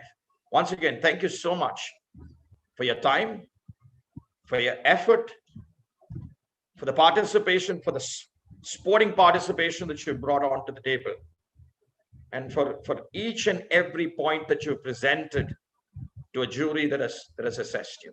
Thank you for your time. We wish you the best of luck and all success as you progress in your life. Thank you very much, and have a great evening, all of you.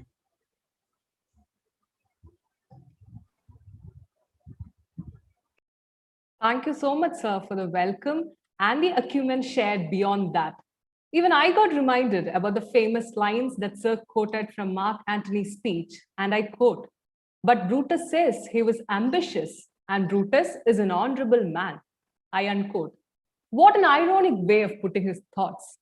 We definitely had a good takeaway from your words, sir. Much obliged. Thank you so much, sir. Dr. Anubha Singh is the Vice Chancellor of Alliance University. As a cross-cultural management and strategic communication trainer and consultant, Dr. Singh has closely worked with leading Indian and multinational organizations. She holds a PhD from Banaras Hindu University and held a fellowship during her research. She earned the prestigious Jawaharlal Nehru Memorial Award for academic excellence during her post-graduation in linguistics. She is the liaison of international development, and her commitment gives the university a rich international exposure. It's an honor to invite you, ma'am, for the special address. Please, ma'am.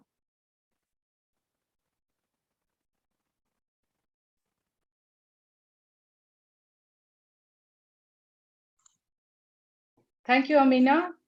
If you can please confirm if I'm audible. Yes, ma'am, very much. Young debaters from schools of repute, distinguished judges, principals and teachers of all participating schools, esteemed colleagues, Pro-Chancellor Mr. Abhay Chebi, and dear students. I'm truly delighted to be here with you today in the grand finale of the International Inter-School Debate Competition organized by Alliance University. I must say, 70 minutes of impeccable, impressive, and incredible debate. I'm very impressed by the quality of speeches I heard this afternoon and this evening. All four speakers displayed the most poise, wit, command of the facts, and remarkable presence on the virtual platform. When you debate, you worry about your presence, but here it's on a virtual platform, and you were impressive. Speaking on the topic of sports, Johan exhibited energy, power, enthusiasm of sports. Anira made her meaning clear by restating the ideas in different words. On cricket, Simar put across what you wish people to accept to something they already believe. And Shreya, on this topic, knows how to link her facts together. And then came the round on women empowerment. Anira made figures impressive and used the principle of cumulation, as we call it in debate. And Shreya used comparisons to promote clearness. Remember, in debate, best argument is an explanation. In my opinion, you're all winners. Others also have said this. But debating is something that I've always admired. I passionately debated in my school days.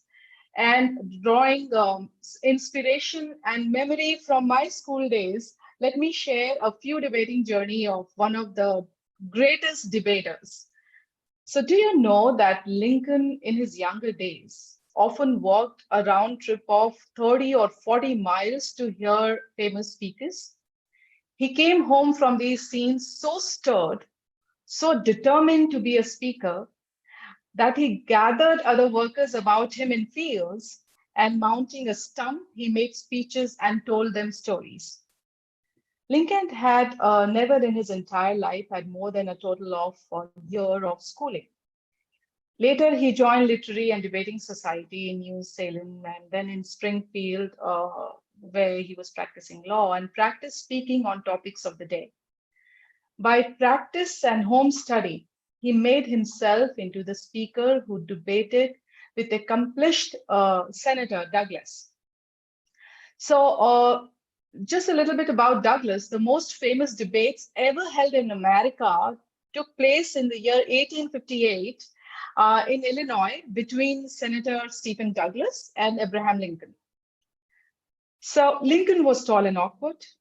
Douglas was short and graceful. Douglas was a cultured man of the world. Lincoln was a real splitter who went to the front door on his bare foot to receive company and did his schooling in a very, I would say, humble school. Douglas' gestures were graceful, but he was utterly destitute of humor. Lincoln was one of the greatest storytellers who ever lived. Douglas seldom used a smile. Lincoln constantly argued by analogy and illustration. Douglas was overbearing.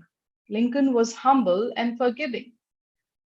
Douglas thought it in quick flashes. It was spontaneous. Lincoln's mental processes were much slower. Douglas spoke with impetus, rush of whirlwind, whereas Lincoln was quieter, deeper, more deliberate. Now, both of these men, unlike as they were able to speak because they had the courage and good sense to be themselves. If either had tried to imitate the other, he would have failed miserably. But each one, by using to the utmost of his own peculiar talents, made himself individual and powerful. So, do you know about Henry Ford's advice? The famous car maker, Ford, said, all Ford cars are exactly alike, but no two people are just like. Every new life is a new thing under the sun. There has never been anything just like it before, and ever will be again. Each of you ought to get that idea about yourself, and you should look for the single spark of inner individuality that makes you different from others and develop that fully. All that is doubly true of debating and public speaking. There is no other human being in the world like you. In other words, you have individuality as speakers. It's your most precious possession. Cling to it, cherish it, develop it. It's a spark that will put force and sincerity into your speaking. So, dear young debaters, seek not words, seek only facts and thoughts. And crowding in will come the words unsought. These are words of Horace, who wrote 2000 years ago. I would like to compliment the organizing team of Alliance University in bringing great debaters from top-notch schools. Thank you. We appreciate your efforts. Wait, did I say that you are all winners? Let's watch. Thank you very much.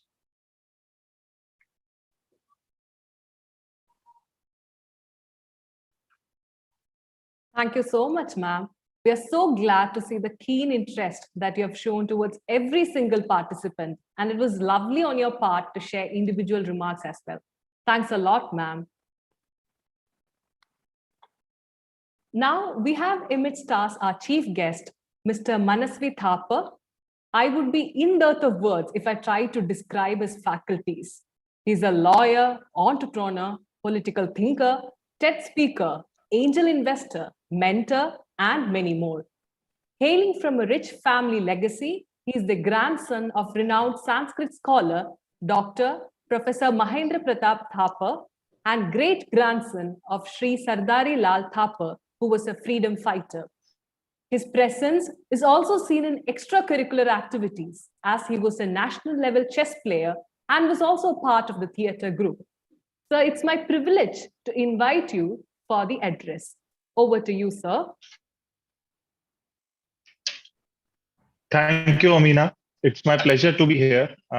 Before me, Dr. Anubha Singh said lots of kind words for the students and lots of encouraging words for the students. Rightly said by her, everyone is a winner. When I was called by Dr. Kiran Gardner, who's my gardener also, who has taught me also during my law school days. Am I audible, Amina? Yes, sir, you are. Thank Hello. you. Sir. Hello. Yeah. So, yeah, when she called me and she told me that youngsters are going to be there and if you could just take out some time and discuss with them, though this complete last 15 days have been very difficult for everyone in India and across the world due to the second COVID wave. But I got excited because the kind of efforts Alliance University and Alliance Group of institutions have put up to bring out the best of the country in front of everyone, it's commendable. Moving on, what do a debater would have in it? Right now, the country is going through lots of debate every day. I'll be part of a national debate at 10 p.m. also. There are lots of debates everywhere, but no one is heard. The problem right now with the debating culture of the country is everyone wants to speak, but no one wants to listen. The best debaters of the world, the biggest quality of the debaters would be that they listen. They listen what is going around. They listen what is there in the surroundings. They observe, and out of their observations, They create their own understanding, their own ideas, their own styles. They don't imitate. They try to inculcate what is the best of the world and try to bring out their best out of their understanding. India, primarily speaking about India, if you do a Sandhi Vichhed of India, which is Bharat, which is, if you do a Sandhi Vichhed, it means light plus knowledge. And that was the time in India, in the ancient Indian history, that we used to give the light and the knowledge to the world. When I say the light and the knowledge of the world, I mean to say is the world's first university of the world was from India. The world's the largest university of the world, which was Nalanda, was also from India, which used to graduate 15,000 students in across 60 different subjects. And that was the power of India. Right now, what we believe is our Indian students are waiting on lines to go to some other university, waiting to go to America, waiting to go to Canada, waiting to go to Australia. The idea of India is that we Indians stay in India, make India what India was supposed to be. There are 200 countries in the world. There are 7 oceans of the world. There is only one ocean which is named after a country. It's a logical step. Even a four-way crossroad is named after a important event of history. Is named after a person. Is named after a monument which is standing by that four crossroads. And complete ocean is named after India, which is Indian Ocean, Bharat Mahasagar. Why do we have that? It is because the world was in search of India. Everyone wanted to be part of India. Have we ever in our history books or in our thoughts have thought that Indians or Indian rulers in the past have tried to capture some other territory of any country? For example, that Ashok tells his disciples that go and conquer some Chinese part, go and conquer some Indonesian part. No, we have never done that. Our identity, though we may have fought, rulers may have fought between each other, but we have never conquered any other country. We have never had that idea. We had greatest of greatest rulers in this country, but never ever we have conquered any other country. That is the idea of India. We have across from Kashmir to Kanyakumari, we have different layers of climatic understanding. We have different layers of soils. We have the best agriculture produce of the world. We have such a demographic dynamic country that we need to understand that what is that is missing in our country. We need to show, and the only people who can show us those people who debate. Why do I say those people who debate is? Because debaters are those people who think. Debaters are those people who think before they'll speak. They'll do a researching before they come to a stage to speak. And that is why the greatest of minds are greatest of speakers. If you cannot communicate, communication is the key. Right now, there are multiple level of communications. There is a social media communication, there is a media communication, there is a TV direct communication, there is virtual communication right now we are having, there is a physical communication which is happening, which is an age-old communication method. But there are ultra modern technological ways of communication right now. And we need to make sure that our communication is right. Our communication is positive. Our communication is research oriented. Our communication is nationalistic. Our communication should be in a way that it progresses our country. Right now is the stage wherein India needs Indians the most. Wherever in the world, the largest corporations of the world, name it, Facebook, Google, Microsoft, the top breed of these organizations or top breed of any country, be it doctors in America, be it scientists in America, are from Indian origins. Or right now, the Vice President of America also. But the idea here is, why are these nationalistic Indians not present in India? Why do they wait for an opportunity, go to some other country and flourish there? Why don't we create that kind of opportunities for our youngsters here? Why don't we create that kind of opportunities for our next generations? The onus is on us. We have a 50% population of women, and women in this country can do things which no one in the world can do. We had the first prime minister of the country as a woman, and after that it has not been repeated. Why so? Why isn't the parliament filled with 50% women? Why can't women take up jobs which men do? And it is only because of the patriarchy society in our country and in our mind which is stopping us from doing that. Until we debate, until we think over it, until we believe that we can be the change makers, we are not going to change anything. The belief should come on us. I am so thankful to Kiran Gardner ma'am who invited me here, because the wonderful ideas of youngsters who are talking about things like climate change, about women empowerment, that is the kind of India or the world needs. And why I do say this is because I meet lots of youngsters offline, online, and the biggest kind of depression the youngsters get into today is that they don't get the adequate number of likes on a Facebook. They don't get adequate number of love on Twitter or Instagram for that matter. And they get depressed by the fact that someone is not viewing them. Someone is not liking their thought. The idea is not to be virtually present, but to be present really. And the level of depression should be that our country is suffering from COVID and we should be the change maker. How do we make sure that we do a community service? How do we make sure that if we create an online presence in our particular city, that what are the number of beds available, what is the oxygen level available, how many remdesivir injections available? If these kind of thoughts are there in the country, only then the country would progress. Not if I don't get the adequate number of likes on Instagram or Facebook or WhatsApp. The youngsters with the boyfriends and girlfriends get depressed because the girlfriend was last seen at 2 p.m. and she had a last word at 12 with that boyfriend. And that is the kind of depression. Look for a minute. Our forefathers laid their lives to give this free freedom to us. And it is our responsibility to live for this country. It is our responsibility to only live for this nation, to do something for this nation for which we are proud of. And to do something for this nation, we don't have to lay our lives. We don't have to do any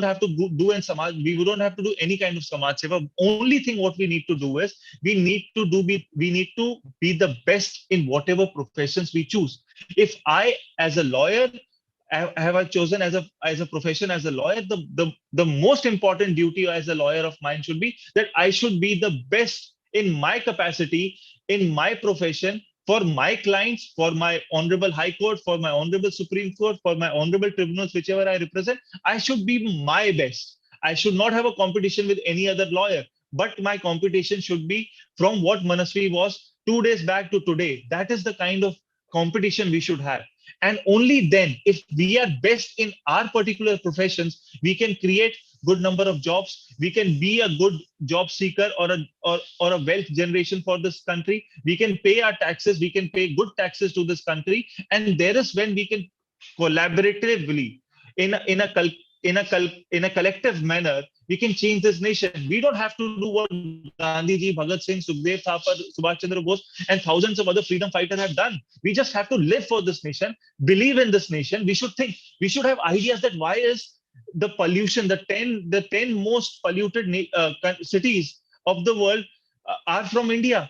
Why don't we change that? Why don't we think about such stuff? Why don't we believe that why our tax money is being spent on the same road which was spent last year also, again this year that road is being built up, again this footpath is being built up. Why don't we ask questions?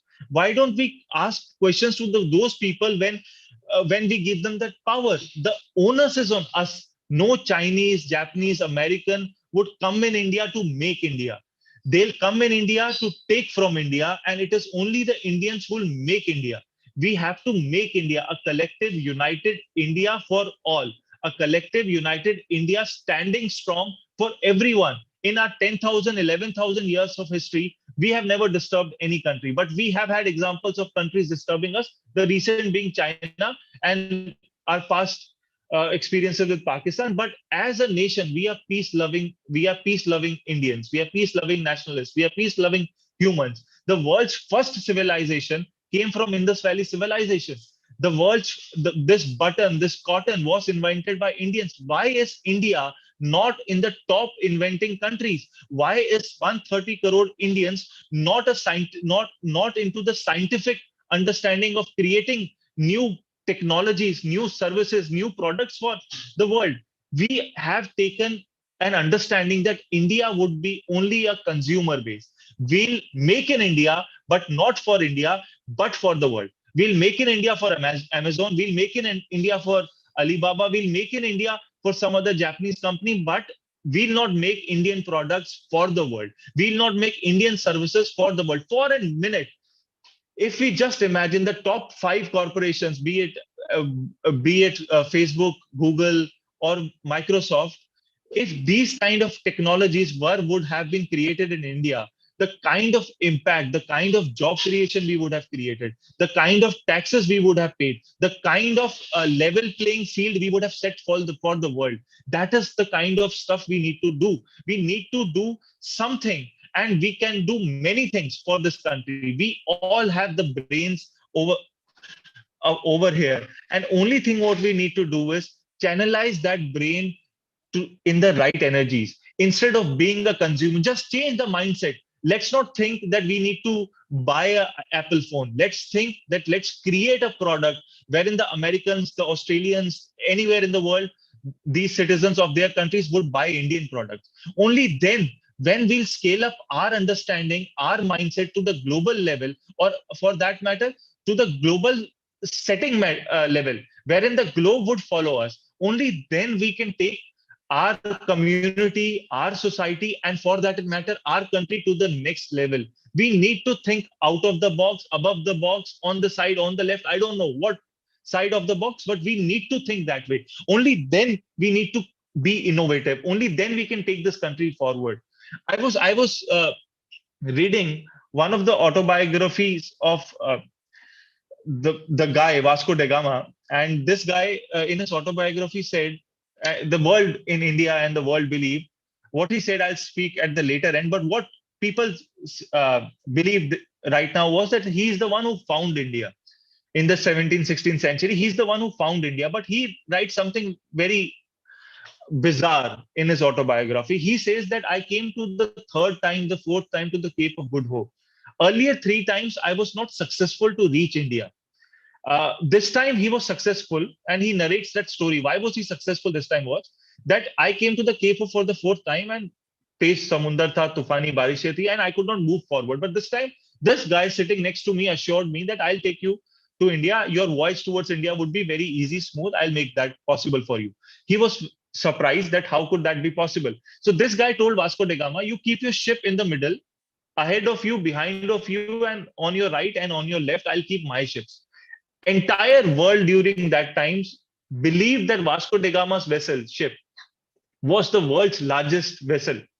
And he narrates in his autobiography that this guy had 4 times the size of my vessel, and he had 4 such ships. I asked this guy that, what do you do?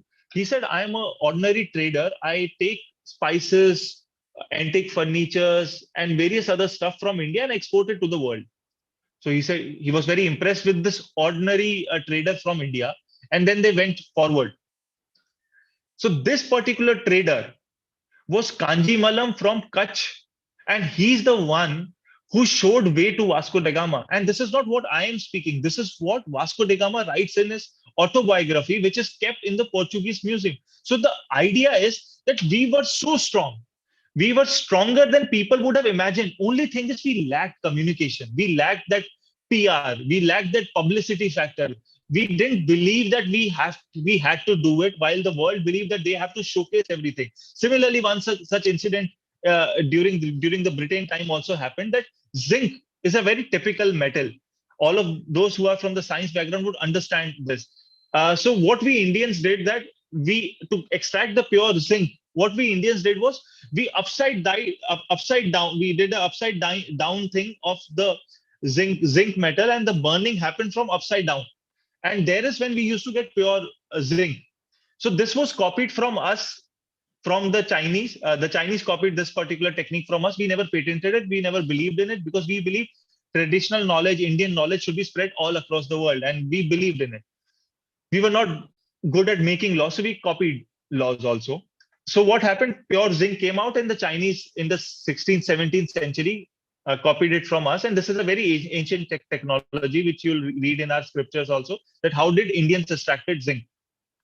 In the 18th century, the same technique was copied from the Chinese by a Britisher, and he patented that. And then he started saying that that's my patent, and I am going to tell the world how to extract that zinc, pure zinc. So this is what was happening around the world. there was a feeling across the world that Indians are going to be mouse charmers, which has completely been changed, which was never the case also. Our education system needs to be revamped. The present government is doing some kind of bit, but now is the time, not about depending upon the government, depending upon the colleges, depending upon anyone. Now is the time, the best time in the world to have self-education. You have so many tools, so many education advantages, which otherwise were not present with any one of us. So now is the time to explore those. Right now, India is struggling to be the best in the world. Obviously, we are not, and we should accept that. But there are best products, best services in the world.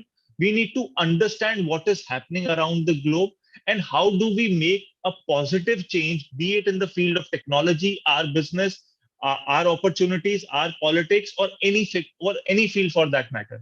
How do we do that is something which is on us. How do we get positive outcomes from whatever is happening around the country, and how do we take that positive factors and how do we be the change makers is on us. And that is where, why do I bring that ancient Indian ideology here, is because we were so strong some 400, 500, 700 years back. Why can't that same Indian breed be that strong again for the world? I'll give you two just such examples, and then I'll end my speech. Ashok, the ruler Ashok, created a iron pillar which is still standing strong after 2000, 2500 years after that also. It's a rust proof iron which is not being made by anyone in the world even today. No company, no country could produce that kind of Ashokan iron pillar which is standing there. I believe Ashok could do that because he was a king. He had that scientific advisors, he had the nobles with him, he had the best of peoples who could do that. He may have the technology. But to welcome the king in Madhya Pradesh, the tribals erected rust-proof irons to welcome the king, and that iron pillars are still standing tall. And these were not by the nobles, not by the kings, not by the scientists of that particular kingdom, but the tribals. So this shows that our technology was so available. No, it was not differentiated between caste, creed, or what kind of gender you are. It was available to everyone present in the Indus Valley region. So that was our technology, and that technology was so advanced that the world never believed that. And we were there some 10,000 years ago, some 2,000 years ago, while the world was not even there. It was not even born, and we were there. We were creating stuff while no one could even believe that. We generally follow a couple of countries, be it America, Canada, Australia, UK, or any other developed nation. But what do these countries follow? America would have different laws for every state. So, for example, Washington, DC would have a different law, New York would have a different law, New Jersey would have a different law, and then there is the federal law. In India, Constitution of India is the mother of all the laws, and it's the most strongest law for the country, and it is equally used for everyone. America, it is not the case. So near Ohio, there is a place which completely governs and is controlled by the ancient Indian principles. For example, if you have a house, if it does not open from the direction from where the sun rises, you have an illegal construction. If you wake up, you have to wake up at 5 and you have to do yoga and meditation in a community hall. Otherwise, you do an illegal activity of the day. If you start your day and you do not, if you consume food, you do not consume organic Indian foods, so you are consuming something illegal. And if you have children, they are compulsory made to study Vedic maths and Indian ancient science technologies. If you do not do that, you are studying illegal subjects. So after 15 years of study, the happiest people of the world come from this particular city. The scientifically most advanced people come from this particular city. So if you'll Google this city, it's a very interesting city with a very interesting name. The name of this particular city is Maharshi Vedic City, which is completely governed and controlled by the ancient Indian Vedic principles. They are following us. They are following our yoga. They are following our Vedic maths. They are following our Vedic technologies. They are following our Vedic techniques. They are following us. So now is the time, while 130 crore Indians should wake up and believe in their power, to be the change maker. However small change we make, but we have to be the change maker, not for us, but for our future generations, for protecting the forest, for protecting our future generation from the level of pollution our country is going through. We are in a state which is not messy, which is not a good shape. We are in the middle of something. We need to change that. And that middle of something could be politically right, politically wrong. We should not care about it. We should only care about our vision for a positive, better India. And we should work for that particular India and make sure our ancestors who laid their life to give them back, that we make them proud, to make India the strongest nation, not only be it the military force, but intellectually, scientifically, and humanly, we should be the strongest nation of the world. Thank you so much.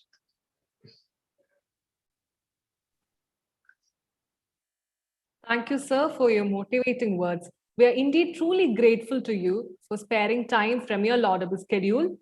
Sir, you have even thrown light into the rich heritage of our country for us to brood upon and has to put it across as thinking individuals. As Sir rightly said, let's all take the onus to make India a collective, united India. Thank you so much, sir. Thank you so much for inviting me.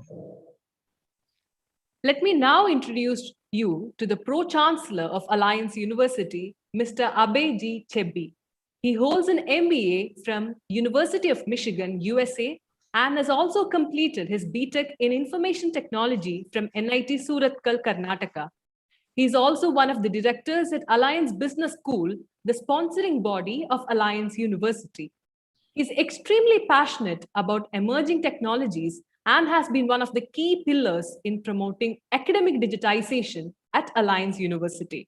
Sir, I hold delight to invite you to share a few words and also to announce the results. Good evening, everyone. Am I audible? Yes, sir, you are. Thank you, Amina. It's nice to see you back. Amina is one of our alumni.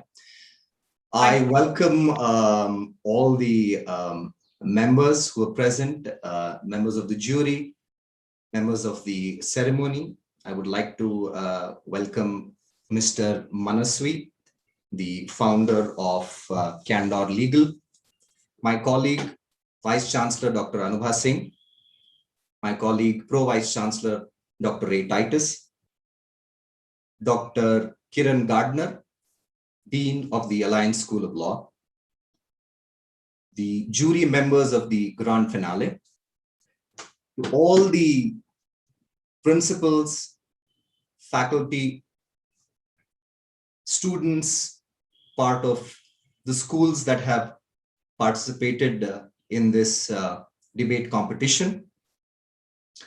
It is a great pleasure to see about 200 plus students across 60 plus schools during what we see as a pandemic have come online.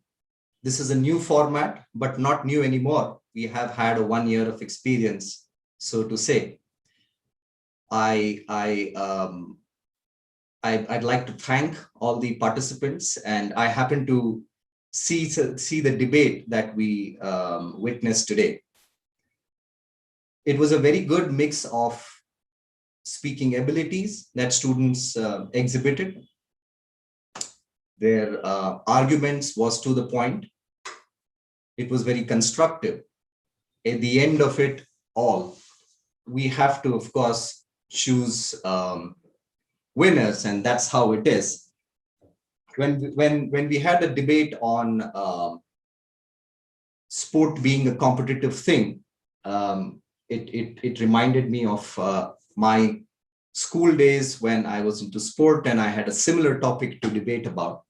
Well, reliving all those memories and seeing it through these bright students, I'm very pleased.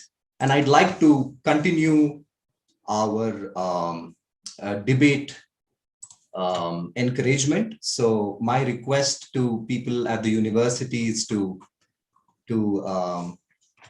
have more such competitions organized. Without further ado, I would like to announce the winners.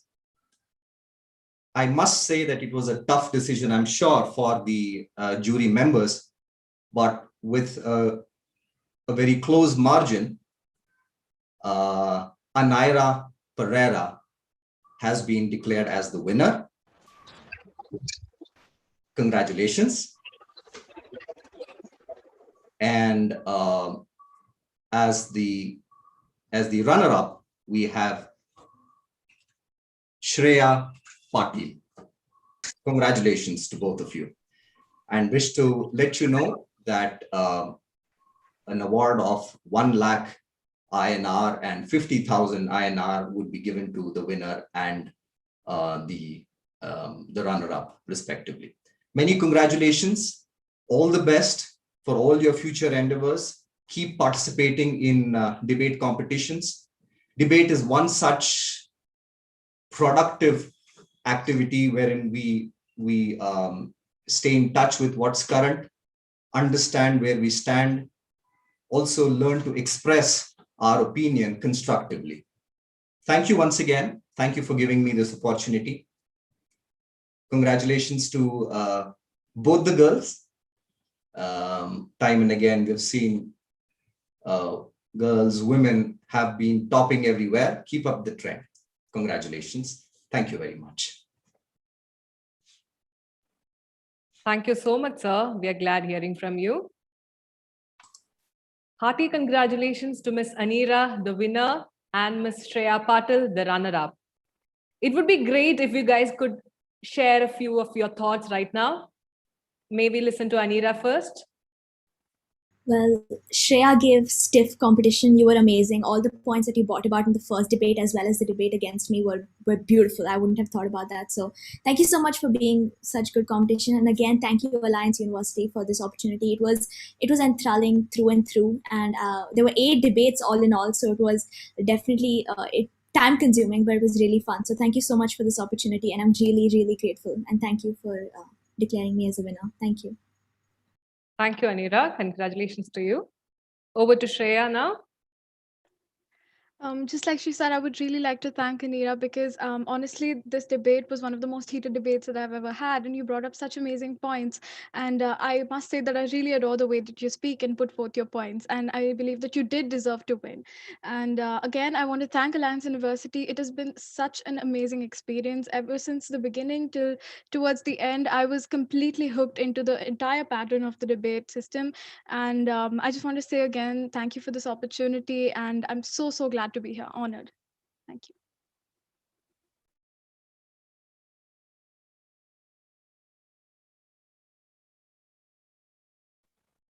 I'm in fact glad seeing the mutual respect that you guys have. Good job, guys. All the very best for your future endeavors as well. Thank you. Now moving on to the last speaker for the event. Dr. Kiran Dennis Gardner, Dean Alliance School of Law, is the holder of 2 doctorate degrees in law and education. Her research focuses on educational rights of tribal and minorities. Along with students, she has conducted legal awareness program in Sabarmati Jail in Ahmedabad and was instrumental in setting up a legal aid center there. And being her own student, I can speak by the card that she is someone who constantly sensitizes us on socio-legal issues, concomitant to our syllabus. I'm very much glad to invite you, ma'am, for the vote of thanks.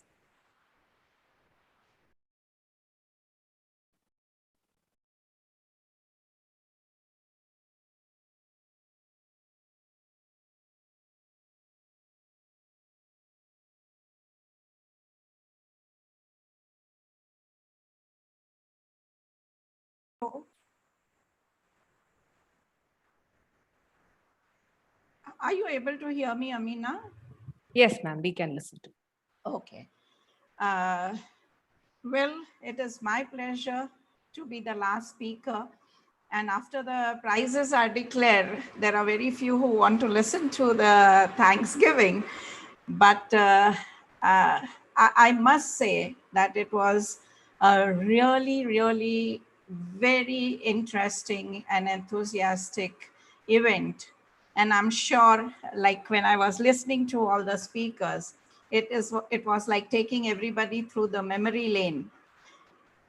And people were reminded of their days when they debated, and realizing that, yes, this is one way of educating the youth and bringing them to forefront into the leadership position. I would really want to thank the principals of all the schools who have encouraged their students to participate in this event. I strongly believe that an innovative principal can bring a lot of changes. It is he or she who encourages the students to come ahead, take leadership position, to participate in on events. Yes, there are winners and there are one who learn through the process.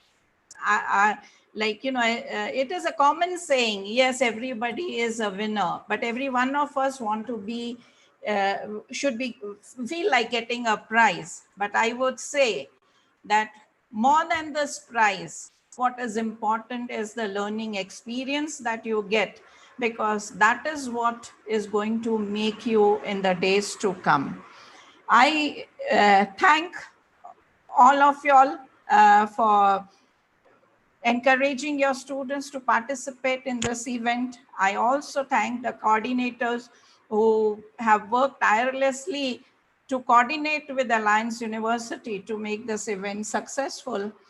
And I would really like to thank the young participants who have really worked very hard. I really admire so much of information, so much of preparation, and everything was on tip of your tongue. I see very good future with the new generation doing so very well. I would like to thank the jury members, Mr. Nirmal Paramban, Mr. Tej Matthew, Mr. Tanvi Thakkar, and I'm sure that you too may have enjoyed being the jury and listening to these young minds. I would like to thank Manasvi, and I am really so proud today listening to him. I know as a student, he gave me tough time, but today he has really made me proud, and I do feel the same for my student. It gives me immense pleasure to see the students doing very well. I would also like to thank Mr. Abhay Chabi, the Pro-Chancellor of Alliance University. We were not very sure what would be the prize, and then the last few days he said, no, we're going to give them good prize, and I really thank him for taking keen interest in all the activities that are held for the students and promotes and encourages all these activities. I would also like to thank Dr. Anubha Singh, a very young and dynamic leader at Alliance University. And one thing that last when we were deciding on women empowerment as the topic, I do see that both the women's have come up as a winner and runners up. So somewhere, yes, we are achieving women's empowerment, right? So I thank Dr. Anubha for giving a strong leadership to this university. And under her guidance, the university is really marching ahead. I would also thank Dr. Ray Tritus, Pro Vice Chancellor, Alliance University. I really admire the way he speaks, and he really motivates not only the students, but all the colleagues as well. I would really want to thank the admission team, Ms. Surekha Shetty, the Senior Director, Admission and Placement, Ankin Das, and who has been coordinating all through, Rahul, Pallavi, Amina, you've done a great job, anchored the thing so very well. And my own law school faculties who have been working on making the regulations and putting up the whole show. And a big thanks to my young volunteers. You've done a great job, and you deserve appreciation. You'll have really done a great job to make this program a great success. I'm sorry if I have missed anyone, but all my faculty members, they have really worked hard, and I would thank each one of them for their contribution. Thanks a lot. Have a good day and stay blessed, stay safe. Thank you.